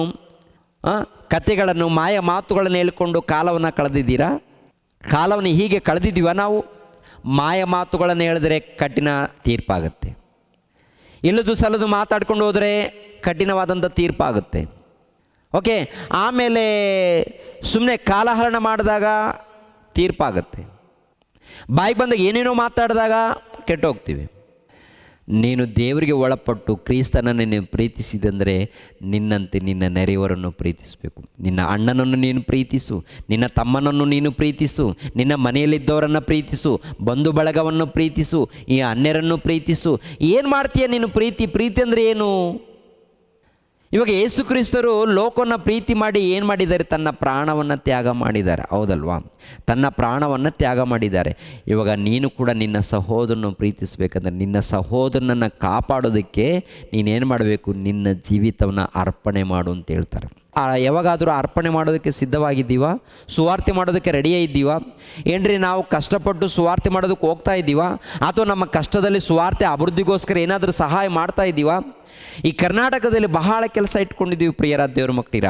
ಏನ್ರಿ ಹಾಡುಗಳ ಮೂಲಕ ಈ ಕರ್ನಾಟಕದಲ್ಲಿ ಸತ್ಯವಾದಂಥ ಒಂದು ಸುವಾರ್ತೆ ತಲುಪಿಸ್ಬೇಕು. ಏನ್ರಿ ವಾಕ್ಯದ ಪ್ರಕಾರ ಹಾಡುಗಳಿಲ್ಲ ರೀ. ಯಾರನ್ನು ಆರಾಧನೆ ಮಾಡ್ತಾ ಇದ್ದಾರೋ, ಯಾರನ್ನು ಘನಪಡಿಸ್ತಾ ಇದ್ದಾರೋ, ಏನು ಮಹಿಮೆ ಪಡಿಸ್ತಾ ಇದ್ದಾರೋ, ಏನ್ರಿ ಉಲ್ಟಾ ಪಲ್ಟಾ ವಾಕ್ಯಾನುಸಾರವಾಗಿ ಹಾಡುಗಳಿರಲ್ಲ. ಇವಾಗ ತಂದೆಯಾದ ದೇವರು ಒಂದು ಅವಕಾಶವನ್ನು ಕೊಡ್ತಾ ಇದ್ದಾರೆ ನಮಗೆ. ಒಂದು ಅವಕಾಶ. ಏನು ಅವಕಾಶ? ವಾಕ್ಯದ ಪ್ರಕಾರ ಒಳ್ಳೆ ಹಾಡುಗಳು, ಅಂದರೆ ಒಳ್ಳೆ ಲಿರಿಕ್ಕು ಕೊಡ್ತಾ ಇದ್ದಾರೆ. ದೇವ್ರು ಕೊಡುವಂಥ ಒಂದು ಅವಕಾಶ ನಮಗೆ. ಅದ್ಭುತವಾದಂಥ ಲಿರಿಕುಗಳು ಬರ್ತಾ ಇದೆ ರೀ, ಅದ್ಭುತವಾದಂಥ ಹಾಡುಗಳು ಬರ್ತಾ ಇದೆ ರೀ. ಈ ಕರ್ನಾಟಕದಲ್ಲಿ ಅದ್ಭುತವಾದಂಥ ಹಾಡುಗಳು ತಲುಪಿಸ್ಬೇಕಾದರೆ ಸಭೆಯವರು ಎಲ್ಲರೂ ಪ್ರಾರ್ಥಿಸಬೇಕು, ಎಲ್ಲರೂ ಕೈ ಜೋಡಿಸ್ಬೇಕಾಗತ್ತೆ. ಆಮೇಲೆ ಸುವಾರ್ತೆಗೋಸ್ಕರ ಬಹಳ ಕೆಲಸ ಇದೆ. ಏನ್ರಿ ಬಹಳ ಕೆಲಸ ಅಂದರೆ ಒಂದಲ್ಲ ಎರಡಲ್ಲ ರೀ, ಬಹಳ ಕೆಲಸ ಇದೆ ರೀ. ಆ ಕೆಲಸದಲ್ಲಿ ನಾವು ಏನಾಗಬೇಕು? ಪ್ರಾರ್ಥಿಸಬೇಕು. ಎರಡನೇದಾಗಿ ಭಾಗಿಗಳಾಗಬೇಕು. ದೇವರ ಸುವಾರ್ತೆ ಹರಡಬೇಕು. ಇಲ್ಲಾಂದರೆ ನಾವು ವಾಕ್ಯಗಳನ್ನು ಕಲಿತುಕೊಂಡು ಇನ್ನೊಂದು ಕಡೆ ಹೋಗಿ ಹೊಸಬ್ರ ಬಳಿಯಲ್ಲಿ ಹೋಗಿ ಸುವಾರ್ತೆಯನ್ನು ಸಾರಬೇಕು. ಇವಾಗ ನಾವು ಹೊಸಬ್ರ ಬಳಿಯಲ್ಲಿ ಹೋಗಿ ಸುವಾರ್ತೆಯನ್ನು ಸಾರುವಂಥ ಪರಿಸ್ಥಿತಿ ಏನಾದರೂ ಇದೆಯಾ? ಏನಾಗ್ತಾ ಇದೆ? ನಮ್ಮ ಮಧ್ಯದಲ್ಲೇ ಸುವಾರ್ತೆ ನಡೀತಾ ಇದೆ. ನಮ್ಮ ಮಧ್ಯದಲ್ಲಿ ದೇವರ ವಾಕ್ಯಗಳನ್ನು ಹಂಚಿಕೊಳ್ಳೋಣ. ಹೊರಗಡೆ ಇದ್ದಂಥ ಅನ್ಯ ಜನಾಂಗದವರ ಮಧ್ಯದಲ್ಲಿ ಕೂಡ ಸುವಾರ್ತೆ ತಲುಪಿಸ್ಬೇಕಾದ್ರೆ ಒಂದು ಉಪಾಯದಿಂದ. ಏನು ಉಪಾಯ? ನಿನ್ನ ಮನೆಯಲ್ಲಿ ಯಾವುದೊಂದು ಪ್ರಾರ್ಥನೆ ಕೂಟ ಏರ್ಪಾಟ್ ಮಾಡ್ಕೋಲ್ಲ. ಪ್ರಾರ್ಥನೆ ಕೂಟ ಅಂದರೆ ಏನೋ ಒಂದು ಕಾರ್ಯಕ್ರಮ ಇದೆಯಾ? ಏನೋ ಬರ್ತ್ಡೇ ಕಾರ್ಯಕ್ರಮ, ಇಲ್ಲ ಅಂತಂದರೆ ಮಕ್ಕಳು ಏನಾದರೂ ಬೆಳೀತಾ ಇದ್ದಾರೆ, ಇಲ್ಲಾಂದರೆ ವಿದ್ಯೆಯನ್ನು ಕಲಿತಾ ಇದ್ದಾರೆ, ಏನೋ ಒಂದು ನೆಪ ಮಾಡಿಕೊಂಡು ಏನೋ ಒಂದು ಕಾರ್ಯಕ್ರಮ ಇಟ್ಟಾಗ ಆ ಸಂದರ್ಭವಾಗಿ ಏನ್ರಿ ದೇವರ ಸುವಾರ್ತೆ ನಡೆಯುತ್ತಲ್ಲ ಪ್ರಿಯರೇ. ಅಂಥದ್ದು ಮಾಡಬೇಕಲ್ವ ಪ್ರಿಯರೇ? ಏನು ಮಾಡ್ತಾ ಇದ್ದೀವಿ? ಯಾರೋ ಜನಗಳಿಗೆ ಭಯಪಡ್ತಾ ಇದ್ದೀವ? ಯಾರೋ ಏನೋ ಮಾಡ್ತಾರಂತ ಭಯಪಡ್ತಾ ಇದ್ದೀವ? ಏನ್ರಿ ಯಾವಾಗೋ ಒಂದು ಸಾರಿ ಸತ್ತೋಗ್ತೀವಲ್ವಾ? ಸಾಯ್ತೀವ? ಹೀಗೆ ಇರ್ತೀವ ಪ್ರಿಯರೇ? ಹಾಗೆ ಬದುಕಿರ್ತೀವ? ಸಾಯಬೇಕು. ಅದು ದೇವರ ನಿಮಿತ್ತವಾಗಿ ನಾವು ಸಾಯಬೇಕು. ಅದೇ ಬುದ್ಧಿವಂತಿಕೆಯಿಂದ ನಾವು ನಡ್ಕೋಬೇಕು, ಜಾಣರಾಗಿ ನಡ್ಕೊಳ್ಬೇಕು, ಬುದ್ಧಿವಂತರಾಗಿ ನಡ್ಕೋಬೇಕು. ದೇವರು ಕೊಟ್ಟಂಥ ಕಾಲವನ್ನು ದೇವರಿಗೋಸ್ಕರ ಸದ್ವಿನಿಯೋಗ ಮಾಡ್ಕೊಳ್ಬೇಕಲ್ವ? ಜ್ಞಾನವಂತರಾಗಿ, ವಿವೇಕವುಳ್ಳವರಾಗಿ, ಬುದ್ಧಿವಂತರಾಗಿ ದೇವರು ಕೊಟ್ಟಂಥ ಸಮಯವನ್ನು ಸದ್ವಿನಿಯೋಗ ಮಾಡ್ಕೊಳ್ಬೇಕು. ನಮ್ಮನ್ನೇನು ದೇವರು ನನ್ನ ಸ್ವಕೀಯ ಪ್ರಜೆಗಳಂತ ಹೇಳಿರುವಾಗ ಮತ್ತು ಆ ತಂದೆಯಾದ ದೇವರಿಗೆ ಏನು ಕೆಲಸ ಮಾಡ್ತಾಯಿದ್ವಿ, ಏನು ಮಾಡ್ತಾಯಿದ್ವಿ ನಾವು ಹೇಳಿ ಪ್ರಿಯರೇ? ಆ ದೇವರನ್ನು ಮಹಿಮೆ ಪಡಿಸ್ತಾ ಇದ್ದೀವ? ಬರೀ ತುಟಿ ಮಾತುಗಳಿಂದ ಸಭೆಯಲ್ಲಿ ಮಾತ್ರ. ಮತ್ತು ಹೊರಗಡೆ ಏನ್ರಿ ಹಾಡಿನ ಮೂಲಕ ನಾವು ಘನಪಡಿಸೋದು ಓಕೆ, ಪ್ರಾರ್ಥನೆ ಮೂಲಕ ನಾವು ಘನಪಡಿಸೋದು ಓಕೆ. ಹೊರಗಡೆ ಹೋಗಿ ಕೂಡ ಕೆಲಸ ಮಾಡಬೇಕಲ್ಲ. ಹೊರಗಡೆ ಹೋಗಿ ಕೆಲಸ ಮಾಡದೆ ಹೋದರೆ, ಹೊರಗಡೆ ಹೋಗಿ ಸುವಾರ್ತೆಗೋಸ್ಕರ ಪ್ರಯಾಸ ಪಡೆದು ಹೋದರೆ, ದೇವರ ಪ್ರೀತಿಯನ್ನು ಹಂಚದೆ ಹೋದರೆ ಅದು ಪರಿಪೂರ್ಣವಾಗುವುದಿಲ್ಲ. ನಮ್ಮ ಭಕ್ತಿ, ನಮ್ಮ ನಂಬಿಕೆ ಪರಿಪೂರ್ಣವಾಗಲ್ಲ. ನಮ್ಮ ಭಕ್ತಿ ಪರಿಪೂರ್ಣವಾಗಬೇಕಾದರೆ ಪ್ರಿಯರಾದ ದೇವರ ಮಕ್ಕಳಿರ ನಾವೆಲ್ಲರೂ ಸಿದ್ಧರಾಗಬೇಕು, ಒಗ್ಗಟ್ಟಾಗಬೇಕು, ಒಂದಾಗಬೇಕು. ದೇವರ ರಾಜ್ಯ ಸುವಾರ್ತೆ ಅಭಿವೃದ್ಧಿ ಮಾಡಬೇಕು. ಪ್ರತಿಯೊಬ್ಬರು ಕೂಡ ಯವ್ವನ ಕಾಲದಲ್ಲಿದ್ದಂಥ ಪ್ರತಿಯೊಬ್ಬರು ದೇವ್ರಿಗೋಸ್ಕರ ನಿಂತ್ಕೊಳ್ಬೇಕು, ಕೆಲಸ ಮಾಡಬೇಕು. ದೇವ್ರು ಕೊಟ್ಟಂಥ ಆಯುಷ್ಕಾಲವನ್ನು, ದೇವ್ರು ಕೊಟ್ಟಂಥ ಸಮಯವನ್ನು, ಆರೋಗ್ಯವನ್ನು ಯಾರಿಗೋಸ್ಕರ ಕಳೀತಾ ಇದ್ದಾರೆ ಹೇಳಿ ಪ್ರಿಯರೇ? ನಮ್ಮನ್ನೇನೋ ದೇವರು ನನ್ನ ಸ್ವಕೀಯ ಪ್ರಜೆಗಳಂತಾರೆ, ನನ್ನ ಯಾಜಕರು ಅಂತಾರೆ, ನನ್ನ ವಂಶದವರು ಅಂತಾರೆ, ಹೌದಲ್ವ? ದೇವರು ನಮಗೆ ಕೊಟ್ಟಂಥ ಬಿರುದು ಎಷ್ಟು ನೋಡಿ ಪ್ರಿಯರೇ. ಮತ್ತು ಆ ತಂದೆಯಾದ ದೇವ್ರಿಗೋಸ್ಕರ ನಾವೇನು ಮಾಡ್ತಾಯಿದ್ದೀವಿ ಹೇಳಿ? ಪ್ರಭುಗೋಸ್ಕರ ಏನು ಮಾಡ್ತಾಯಿದ್ದೀವಿ ಹೇಳಿ? ಕಾಲವನ್ನು ಸುಮ್ಮನೆ ಕಳೀತಾ ಇಲ್ವಾ? ದೇವ್ರು ಕೊಟ್ಟಂಥ ಆರೋಗ್ಯವನ್ನು ನಾವು ಕಳೀತಾ ಇಲ್ವಾ? ದೇವ್ರು ಕೊಟ್ಟಂಥ ಯವ್ವನ ಕಾಲವನ್ನು ಲೋಕದಗೋಸ್ಕರ, ಅಂಧತ್ವದಗೋಸ್ಕರ ನಾವು ಕಳೀತಾ ಇಲ್ವಾ? ಹಾಗೆ ಕಳ್ಕೊಂಡ್ರೆ ಪ್ರಿಯರೇ, ದೇವ್ರು ಕೊಟ್ಟಂಥ ಕಾಲವನ್ನು, ಸಮಯವನ್ನು, ಆರೋಗ್ಯವನ್ನು ಲೋಕದಗೋಸ್ಕರ ಕಳೆದ್ರೆ ನಮಗೆ ಪರಲೋಕ ಸಿಗುತ್ತಾ ಪ್ರಿಯರೇ? ನಾವು ನಿತ್ಯ ಲೋಕಕ್ಕೆ ಹೋಗ್ತೀವ ಪ್ರಿಯರೇ? ಪ್ರಿಯರಾದ ದೇವರ ಮಕ್ಕಳಿರ, ಈಗಿನ ಕಾಲದಲ್ಲಿ ಏನ್ರಿ, ಮಕ್ಕಳಿಗೂ ಕೂಡ ದೇವರ ಪ್ರೀತಿಯನ್ನು ಹೇಳಲಾರದ ಸ್ಥಿತಿ ಪ್ರಿಯರೇ.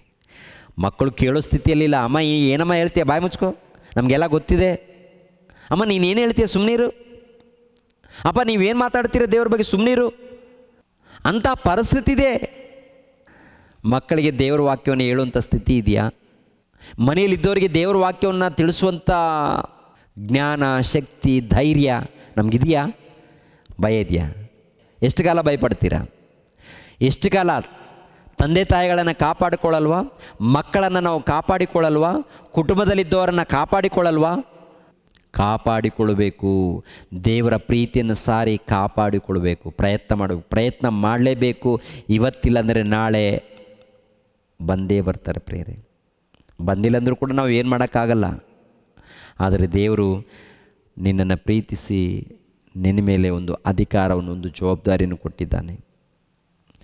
ಜವಾಬ್ದಾರಿಯನ್ನು ಪಡೆದುಕೊಂಡಿರುವಂಥ ನೀನು ಶ್ರದ್ಧೆಯಿಂದ ದೇವರ ಕೆಲಸ ಮಾಡಬೇಕು, ಭಕ್ತಿಯಿಂದ ದೇವರ ಕೆಲಸ ಮಾಡಬೇಕು, ಶ್ರದ್ಧೆ ಇರಬೇಕು. ಅಶ್ರದ್ಧೆ ಇದ್ದರೆ ಶಾಪಗ್ರಸ್ತರಾಗ್ತೀವಿ. ಅಶ್ರದ್ಧೆ ಇದ್ದರೆ ಖಂಡಿತವಾಗಿ ಹೇಳುವಂಥ ಮಾತೇನು ಗೊತ್ತಾ?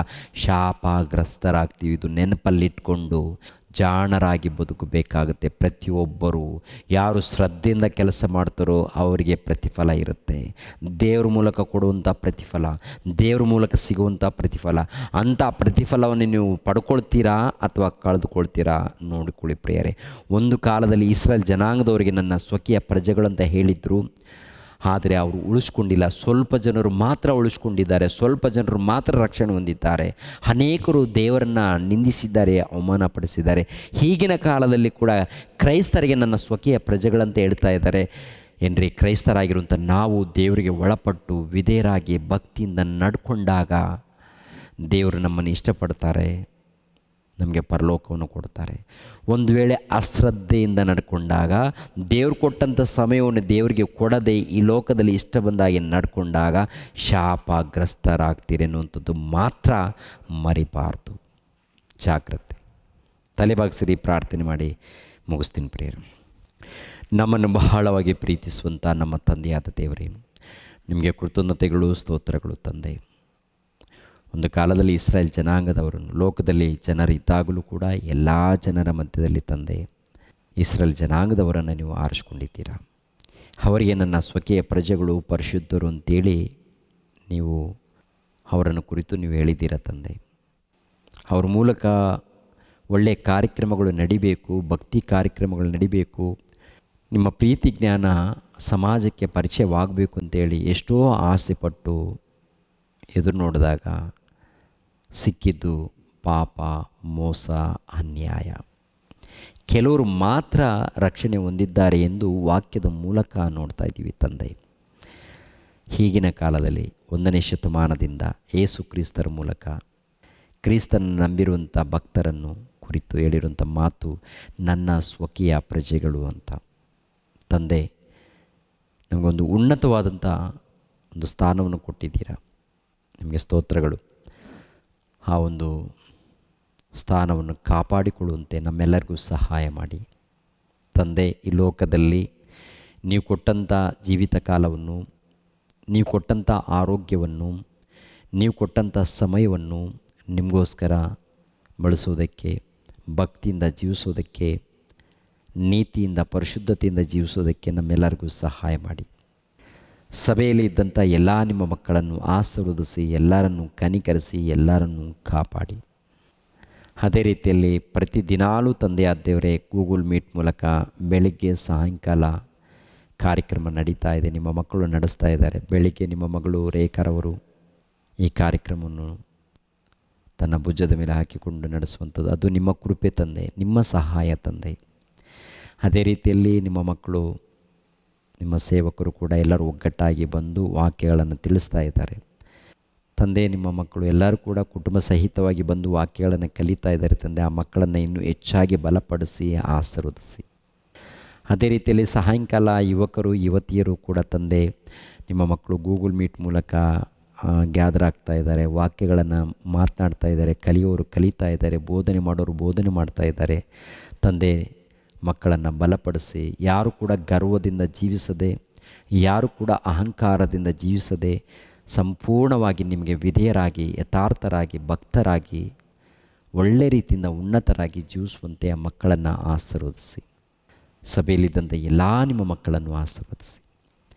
ಯೇಸು ಪವಿತ್ರ ನಾಮದಲ್ಲಿ ಬೇಡ್ತಾ ಇದ್ದೀನಪ್ಪ ತಂದೆಯೇ, ಆಮೇಲೆ. ನಮ್ಮ ತಂದೆಯಾದ ದೇವರ ಪ್ರೀತಿಯು, ನಮ್ಮ ರಕ್ಷಕನಾದ ಯೇಸು ಕ್ರಿಸ್ತರ ಕೃಪೆಯು, ಪವಿತ್ರಾತ್ಮನ ಅನ್ಯೋನ್ಯ ಸಹವಾಸವು ಸದಾಕಾಲ ದೇವರ ಜೊತೆಯಾಗಿದ್ದು ನಡೆಸಲಿ.